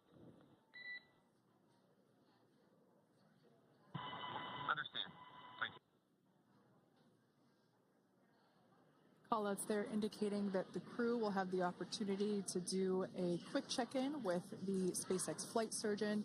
This is standard procedure for every Dragon spacecraft when it returns to Earth. It's just an initial check-in, make sure everybody is doing okay. They will also have another check-in with the flight surgeon once they are on board that recovery vessel that you see there in the background. We can now see that SpaceX recovery team member they're on top of the Dragon spacecraft. They are going to be working to install plugs in the Draco thrusters to ensure that none of those, and to ensure that no more hypergolic fumes or vapors come out from the spacecraft. They'll also place harnessing around the spacecraft that are required in order to lift it out of the water. Go ahead, Sandra. Continuing to get some views of the recovery personnel, both the main recovery vessel Megan, as well as some of those fast boats that we've discussed previously. It looks like just a beautiful day there out off the coast of Tallahassee, Florida. Weather was pristine. We were able to get undocked from the International Space Station as expected at 10:05 p.m. Pacific time yesterday evening, and Crew Dragon has since completed steps ahead of its splashdown at 2:57 p.m. Pacific, and we're now stepping through procedures to get Dragon hoisted up onto the Megan recovery vessel and get the crew extracted out of the spacecraft. And you did see some of the parachutes that were near the spacecraft. Upon detection of landing, Dragon automatically releases those main parachutes to prevent wind from pulling the spacecraft. Dragon then automatically safes any pyrotechnics that may still be present on the vehicle and may automatically perform additional minor system reconfigurations. The astronauts will remain seated and in their suits at this point, but the onboard air conditioning keeps things temperature controlled inside the spacecraft so the crew remains comfortable, and the communication systems... Freedom, SpaceX, ComCheck. SpaceX, this is Freedom. Yeah, loud and clear. Copy that, Freedom. Have you loud and clear as well, and Dragon to ground is no longer private. Understand, thank you. As we saw there on the screen, we have a couple of fast boats in the recovery fleet that have quickly moved into the splashdown location. They are being followed by one of the main recovery vessels, which will move into position upwind of the spacecraft. The two fast boats have very specific roles. Excuse me. The first approach is focused on immediate safety inspection, as we saw. They do this for spacecraft integrity and checking for any presence of those hypergolic propellant vapors. And this ensures that it is safe for the recovery vessel to approach Dragon. Once Dragon is cleared for full approach, as we heard is the case today, the team begins rigging the spacecraft for water recovery by the recovery ship. The second fast boat is responsible for parachute recovery and also serves as a redundant boat to the first one that makes the initial approach to the Dragon spacecraft. As we saw a little bit earlier, we were also able to see one of the recovery team members get on a jet ski to help gather up the parachutes that were automatically detached from the Dragon spacecraft upon splashdown. And it will take a little over 10 minutes for the recovery crew to complete their safety checks. Once complete, the team will begin preparing Dragon to be lifted, and as you see, they are preparing for that to take place at this point. As part of the preparation for this lift, one member of the recovery team has climbed on top of the spacecraft already so they can attach Dragon's hoist rings and connect to the lifting lines.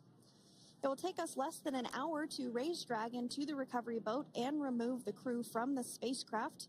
After medical checkouts, the crew will return to land within 4 hours by helicopter. And if no additional medical assistance is needed, the crew will board a waiting NASA plane and depart for Houston.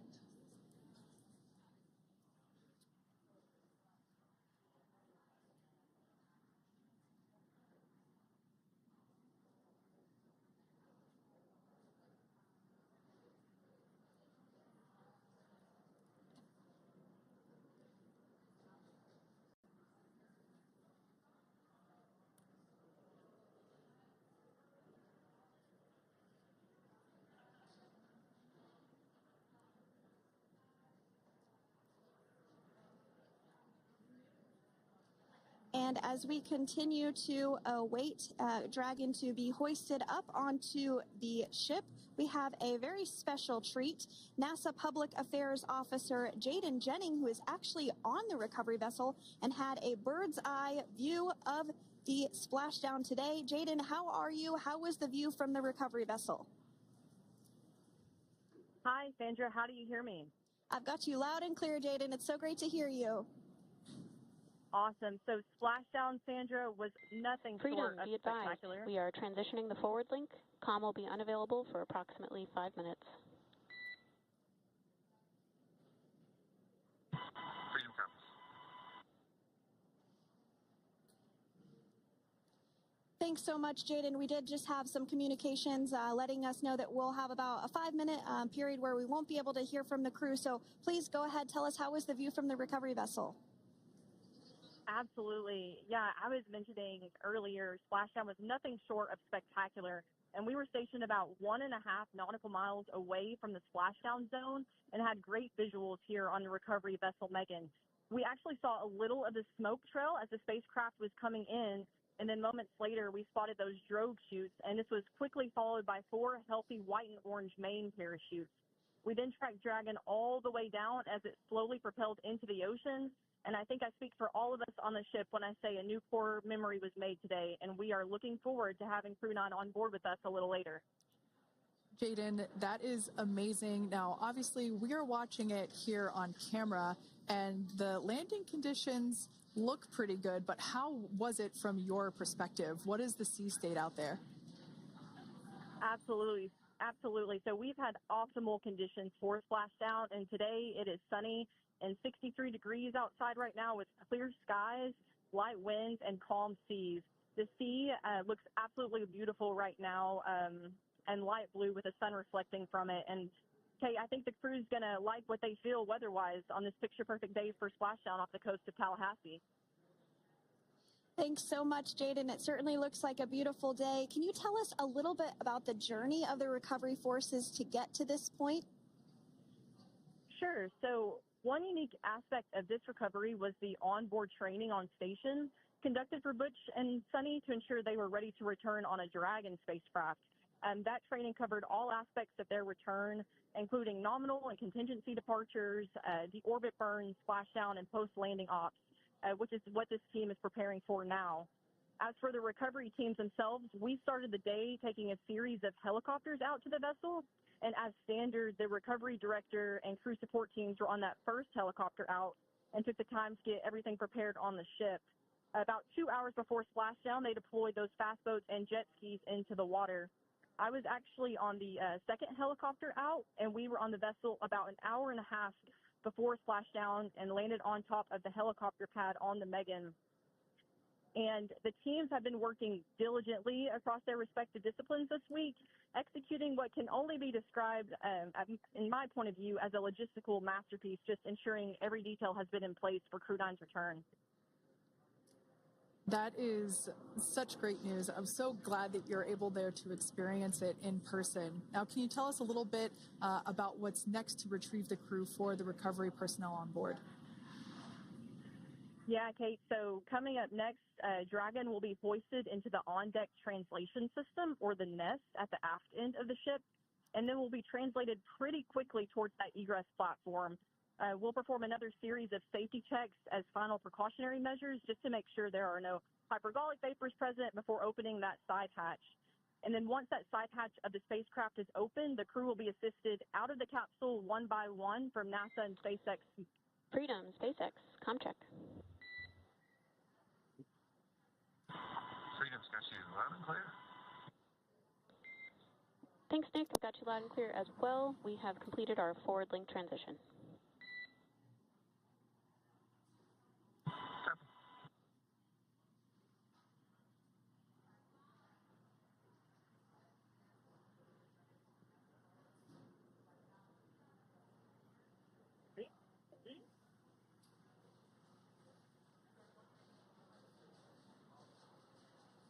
And Jaden, if you did just want to go ahead and let us know what is next to retrieve the crew, we are continuing to get some great views on our screen, but I know you have an even better view yourself.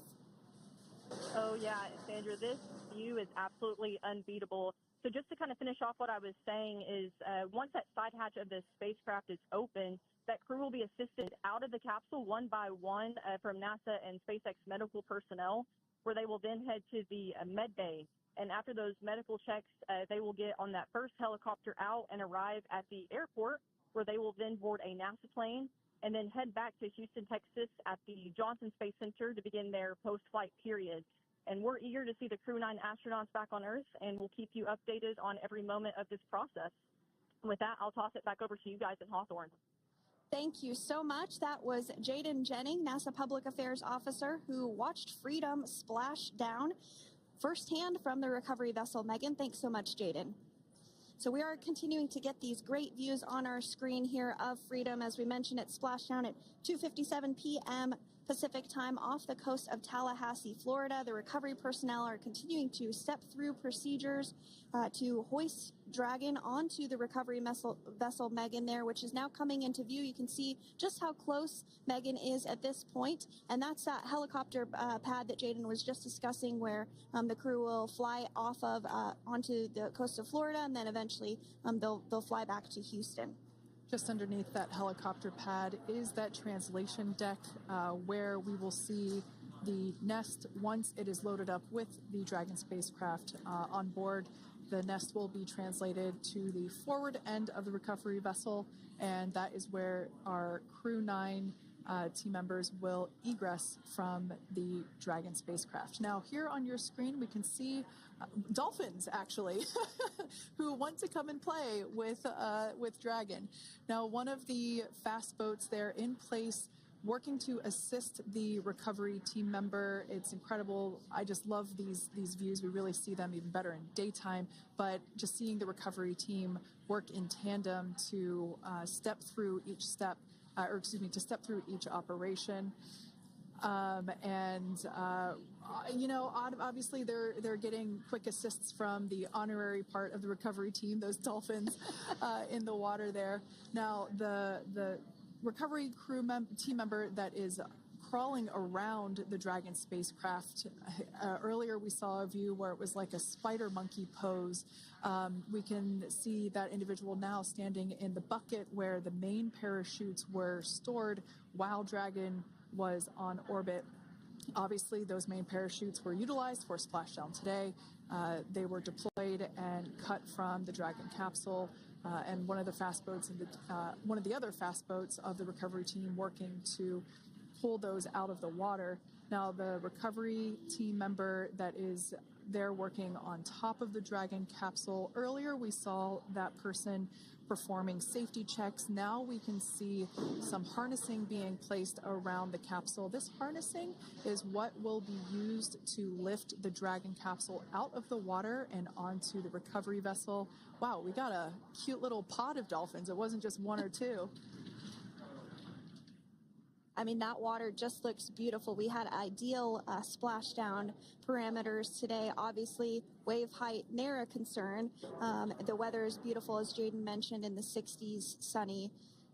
Looking forward to seeing Crew 9 exit the capsule here shortly once they get hoisted onto the recovery vessel Megan. We can see that recovery vessel slowly but surely closing the distance there between... Oh, dolphin cam back again. We can see that the Dragon capsule and the recovery vessel, that distance is closing. Again, this is just one more step as we continue to work recovery operations for Dragon Freedom, and we anticipate the lift of the Dragon capsule to occur here in just a few minutes. Now, once all of the rigging is on the capsule and it's hooked up to the recovery vessel, we will see the hydraulic arm, which is that kind of like bridge-like structure there at the aft end of the recovery vessel. We'll see that articulate backwards, and that's a good sign that we're getting even closer to pulling the capsule out of the water. It will then move forward, and the capsule will be placed inside of what you can see there is basically a basket. We call it the nest, Dragon nest, that's where the capsule will be placed in order for it to be translated to the forward end of the vessel and for the astronauts to egress. And before that does take place, we'll have potentially views of the rigger go ahead and jump off of the spacecraft there. That typically occurs when the spacecraft is a little bit closer to the recovery vessel, and we usually get a really good view of that particular operation from one of the onboard cameras from the recovery vessel. That is an operation that I have a lot of respect and admiration for, that individual that does that.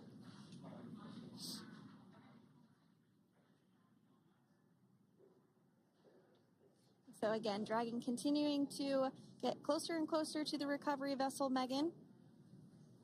You see some of those ropes now coming into view as well. If you are just joining us, Crew 9 Splashdown off the coast of Tallahassee, Florida at 2:57 p.m. Pacific time with NASA astronauts Nick Hague, Butch Wilmore, Sunny Williams, and Roscosmos cosmonaut Alexander Gorbanov. They're now working through procedures to hoist this spacecraft up onto the recovery vessel Megan. We just saw that hydraulic arm get lowered into the lifting position. That arm will be the mechanism that is utilized to lift Dragon up and out of the water and into the nest located there at the aft end of the recovery vessel. And the recovery vessel being used today is, as we mentioned multiple times, is named Megan, but that's actually after NASA astronaut Megan McArthur, who flew on Crew 2 a couple of years ago.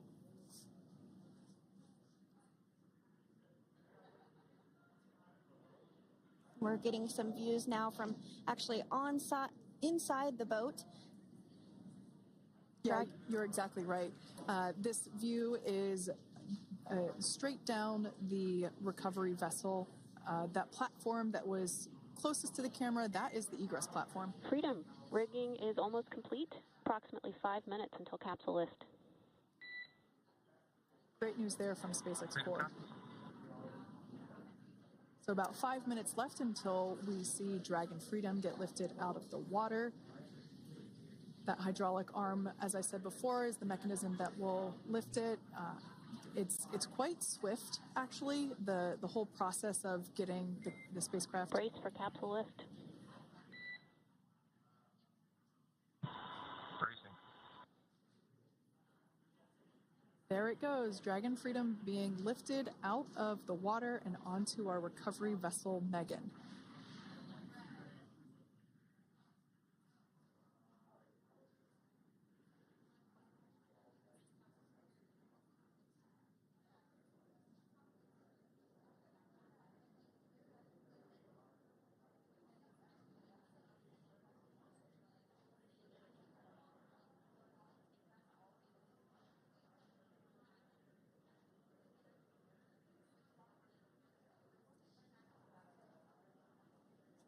So once securely on...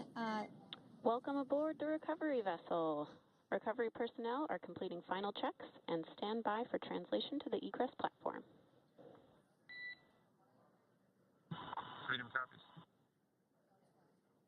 Great news there, letting us know that Dragon Freedom has been successfully recovered from the water's surface.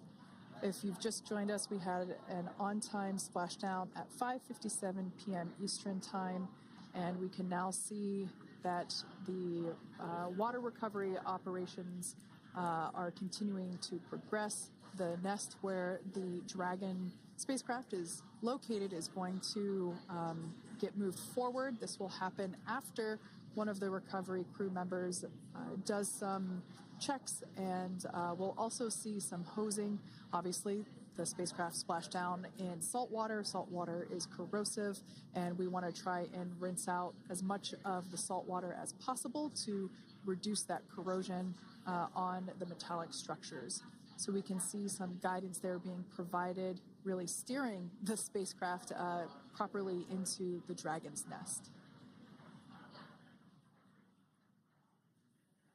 And it's been 30 minutes since Dragon splashed down, and as you can see there, the spacecraft is already on board the recovery vessel Megan.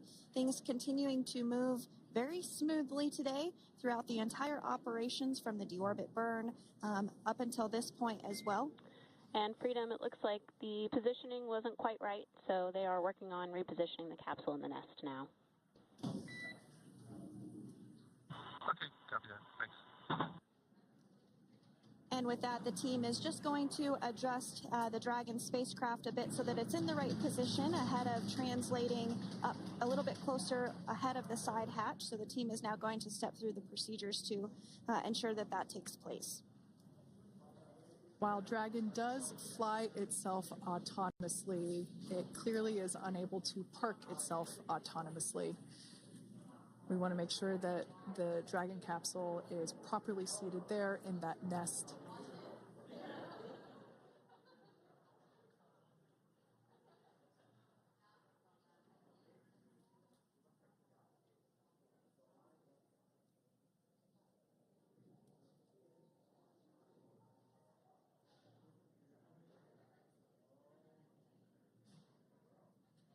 Once Dragon is fully seated in the nest, we'll probably see a bunch of that salt water come out from the bucket there located underneath the side hatch. See some salt water splash out. As I mentioned before, one of the recovery team members will begin hosing down the exterior of the spacecraft.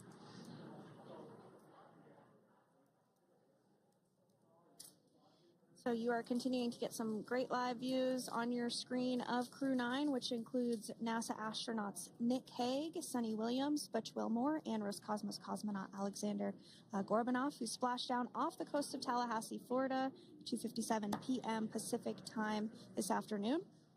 Now working to get that spacecraft situated in the nest. Just making some final adjustments and tweaks to ensure that it's nice and secure.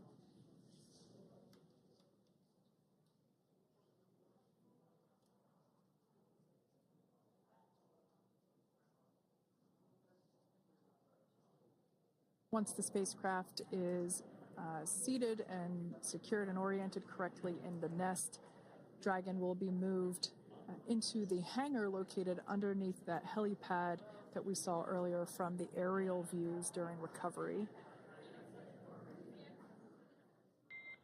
All right, Freedom, looks like you are settled into the nest now. Team is working through hypergol sweeps. Copy.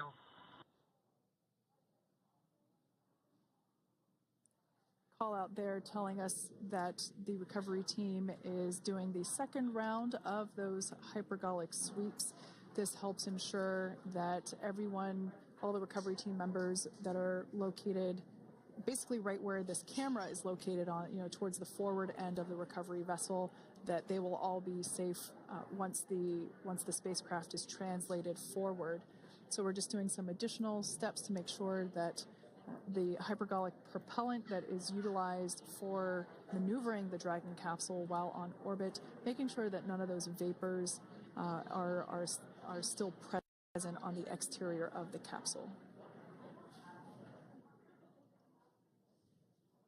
That's right, and there are a variety of individuals on board the boat that help with recovery operations. Not only do we have the recovery personnel that you see here, but we also have a doctor that will check out the crew members as standard procedure. As with any spacecraft that is returning from space, we always perform a medical check with the crew. So you will see the crew come out of the capsule and be placed on stretchers, just like with the Soyuz landing and with all of our Dragon splashdowns. That is the nominal procedure.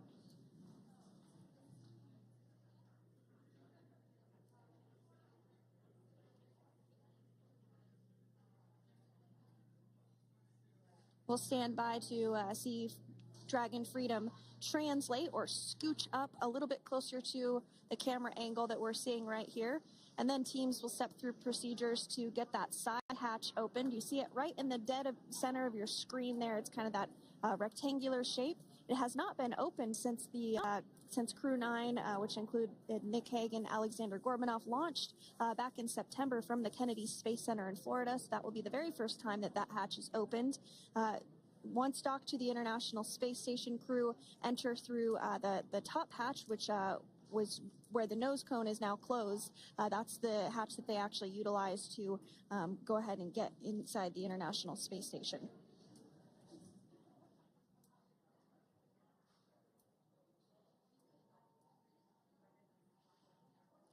So as we get a little closer to that hatch opening procedure, you might start to see more individuals come into frame for some of that support. The ship has a maximum capacity of a little over 40 people on board, and it takes a variety of different roles, as we've discussed, to support. Also on board is the chief of the astronaut office for NASA, that's Joe Acaba.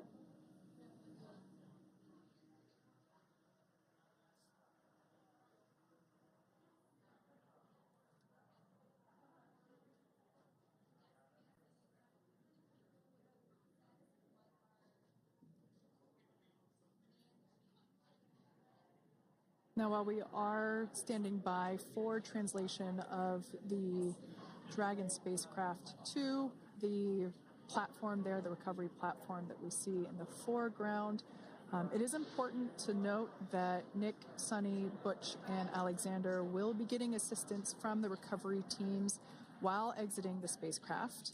This is the same process for any returning long-duration crew members. As you could imagine, returning to a gravity environment can wreak havoc on our vestibular system, which is responsible for maintaining balance and motion. Of course, safety is our #1 priority with this operation, so we'll see the crew members helped out of the spacecraft one by one, and they will be assisted the few feet to the medical quarters aboard the boat. And on board Dragon are 3 veteran space flyers. That includes Nick Hague, the commander, as well as Butch Wilmore and Sunny Williams.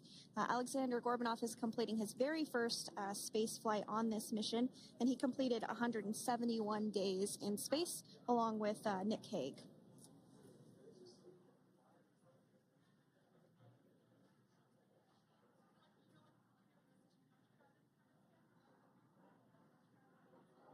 For those of you that have just recently joined us, well, I would encourage you to hit that rewind button and go back a few minutes. It was a beautiful splashdown of Dragon Freedom with the Crew 9 cohort on board. They had an on-time splashdown at 5:57 p.m. Eastern Time, 2:57 p.m. Pacific Time. We can see that the spacecraft... Freedom translation is in progress.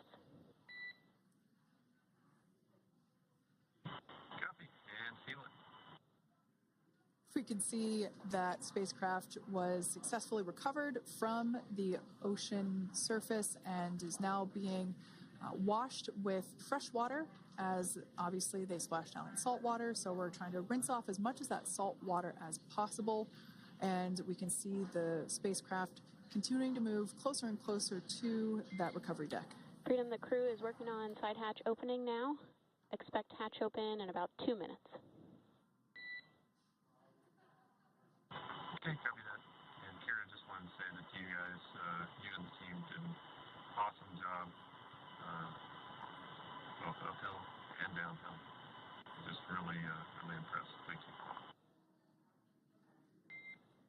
Thanks, Nick. It's been an honor. This is a pretty exciting moment coming up. We are working to open the side hatch. One thing that may not be obvious from, just looking at the spacecraft here is that this side hatch that we're about to open was when this spacecraft was at the launch pad.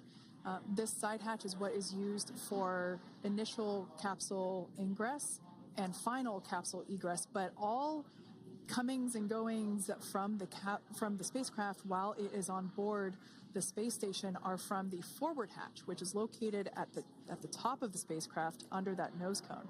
So this is a pretty exciting moment because it will be the crew's first breath of fresh air since boarding their ships at the start of their journeys last year. And the very first person that will have the opportunity to say hello to the crew once that hatch is open is a SpaceX medical recovery personnel representative.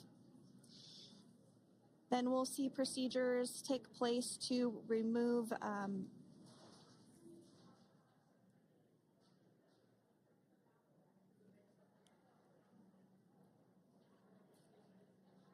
the footrests of Dragon.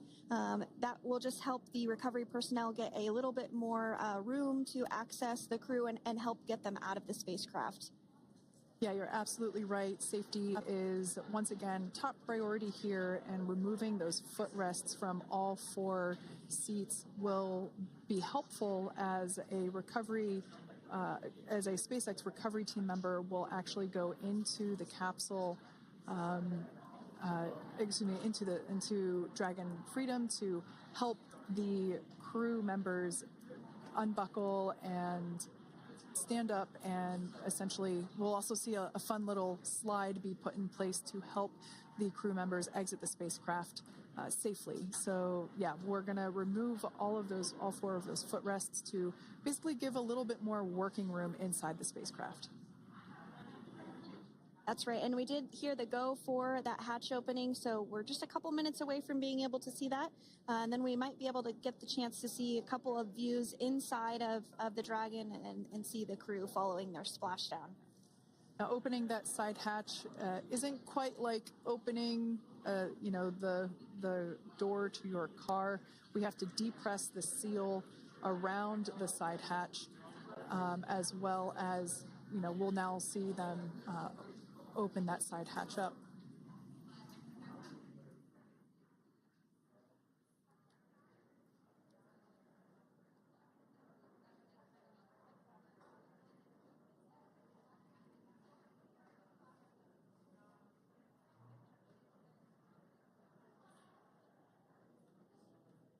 And there you have it. The side hatch is open for the first time since September.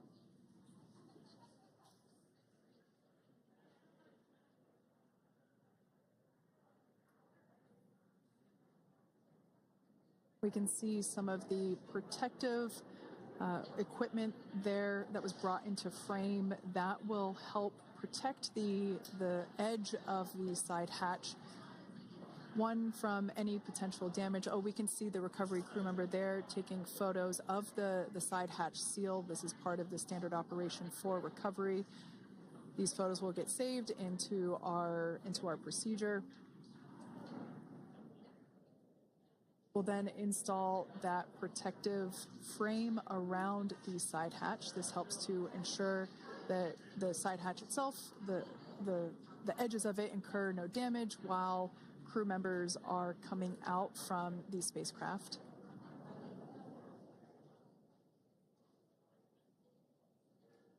If you missed it, there was also a recovery team member that went inside. So there are now 5 people on board the Dragon spacecraft.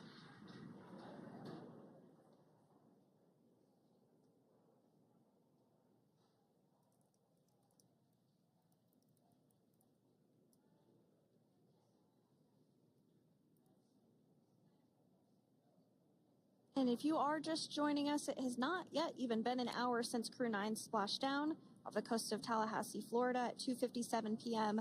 Pacific time. The crew is now on board the recovery vessel Megan, and the hatch is open.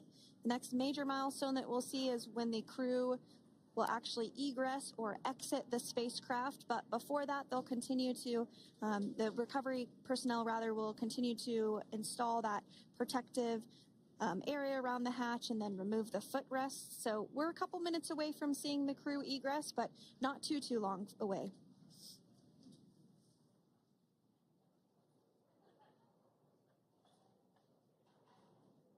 We'll probably see those footrests being handed out here in the near future, as I mentioned before.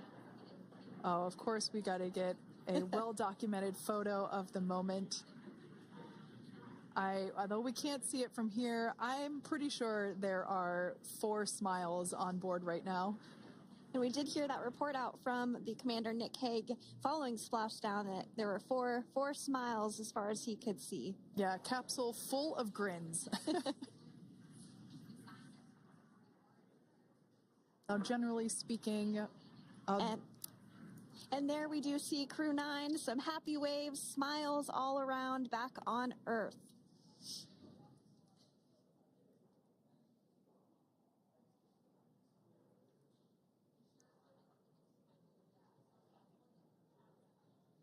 Generally speaking, we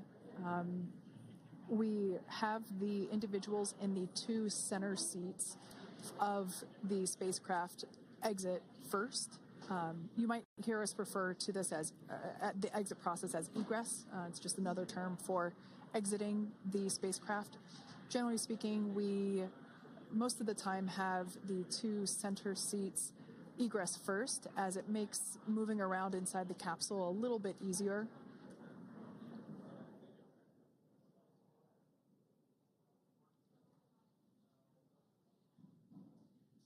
We can see the tablets that were previously located on the upper leg of the crew members. We can see those being handed out to the recovery team. Those were taken off prior to the entry phase, to spacecraft reentry. Those had to be stored and secured prior to dynamic operations.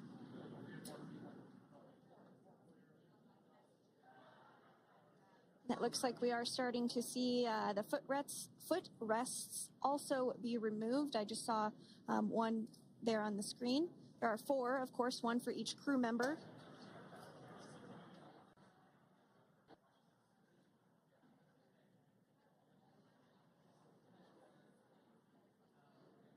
Those footrests are made out of carbon fiber and are actually sized appropriately for each crew member, as everybody has different measurements and different leg lengths.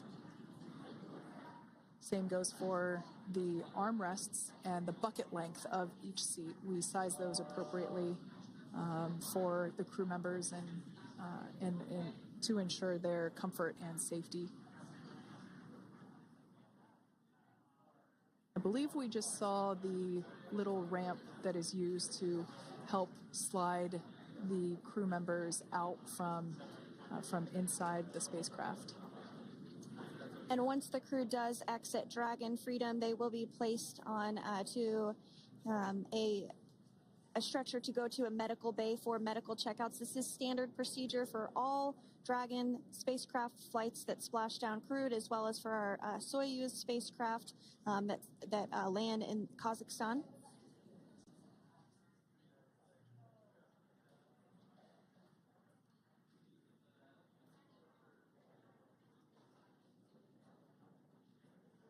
We can see the exterior of Dragon Freedom quite clearly in this shot, and it's such a beautiful sight. I personally prefer the capsule when it has some of that charring from atmospheric reentry. It is the signature sign of a capsule that has returned to Earth.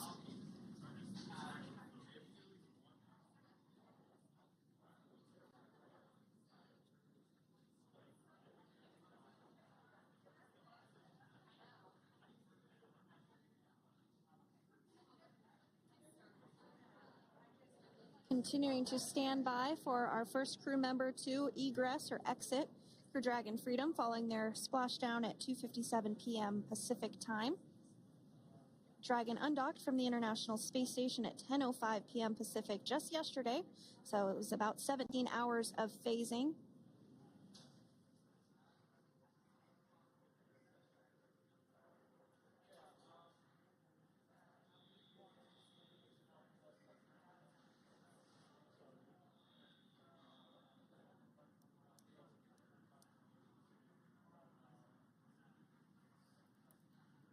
And while on board the International Space Station, Crew 9 contributed to 900 hours of science, over 150 research experiments and investigations, making great use of the microgravity lab of the International Space Station, which celebrates 25 years of continuous human presence this November.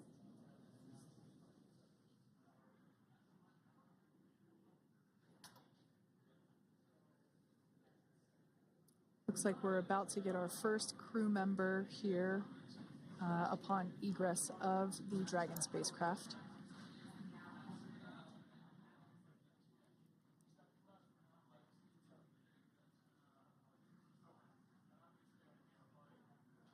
So we are standing by for that egress.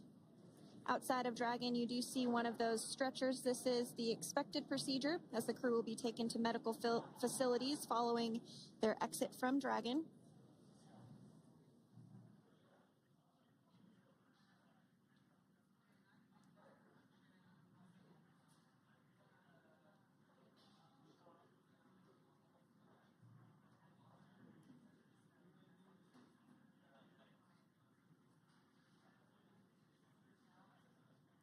We can see folks on board clapping as our first crew member. And that is NASA astronaut Nick Hague, commander of Crew 9. now out of Crew Dragon Freedom. Some smiles, thumbs up, and a wave. Can't get any better than that. Yeah, that is one happy camper, that's for sure. As we said before, it is standard procedure for all of our long-duration crew members to receive assistance upon egressing from the spacecraft. We basically help them move off of the recovery deck and into the private medical quarters for their initial consultation with the SpaceX flight surgeon. So we'll see that take place for all 4 of our crew members today.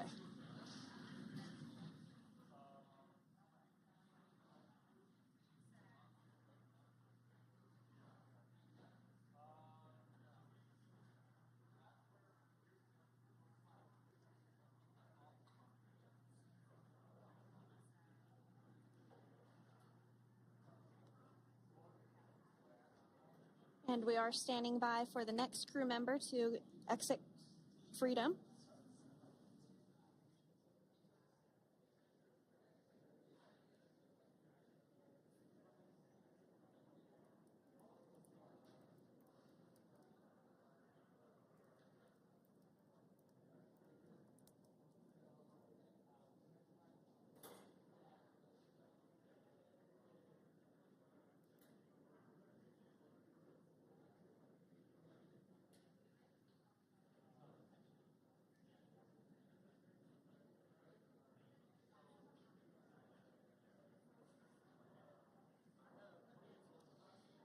Next up, out of the capsule, we expect Roscosmos cosmonaut Alexander Gorbanov. His first space flight. Spent 171 days in space alongside NASA astronaut Nick Hague.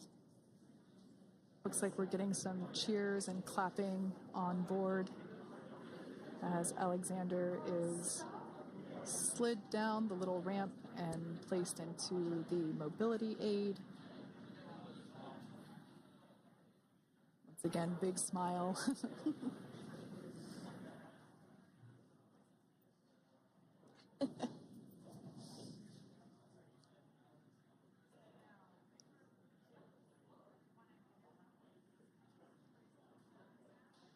Now, the 2 crew members remaining in Dragon are NASA astronauts Sunny Williams and Butch Wilmore. They completed 286 days in space. One of the remaining footrests being removed from the Dragon spacecraft.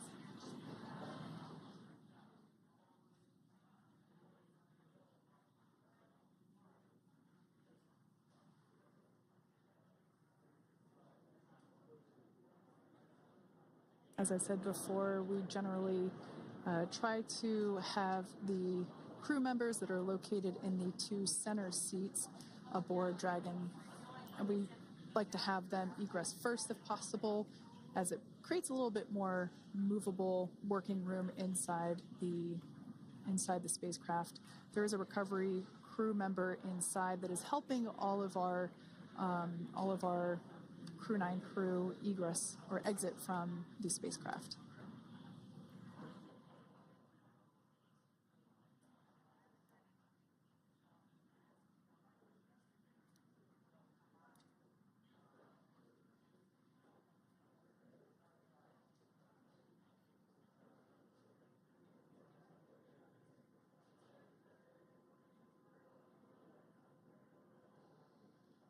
We are standing by for the next crew member to egress or exit Crew Dragon Freedom following the splashdown not even an hour ago at 2:57 p.m. Pacific time.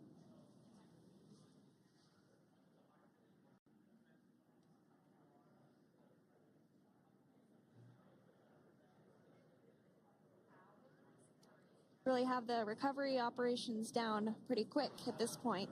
Yeah, it's pretty incredible to think that, just 5 years ago when we were doing the initial demonstration missions of the Dragon for Crew Dragon, that now we're under about 30 minutes for, to retrieve the spacecraft from the water, and just several minutes here while it's been on board and to get everyone, really to get that side hatch open.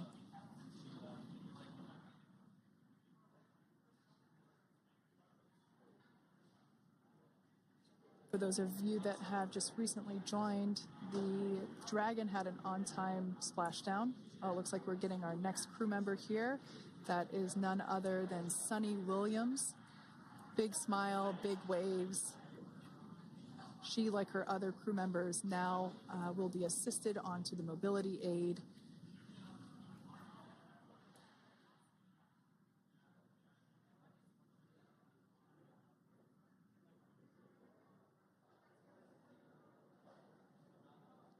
There we have it, some waves, some thumbs up, and some smiles.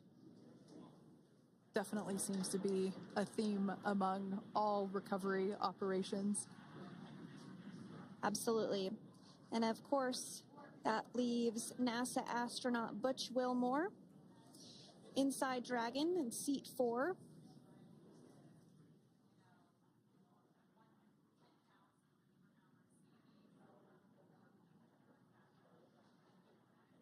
We're getting some views of him now as he egresses or exits the spacecraft.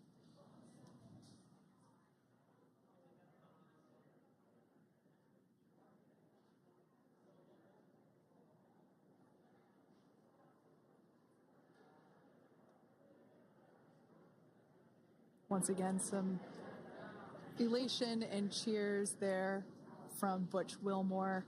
As we mentioned before, returning to Earth coming from a microgravity environment can wreak havoc on the body. So it is customary and just standard procedure for all of our long-term space residents to get assistance once they are back on board the recovery vessel.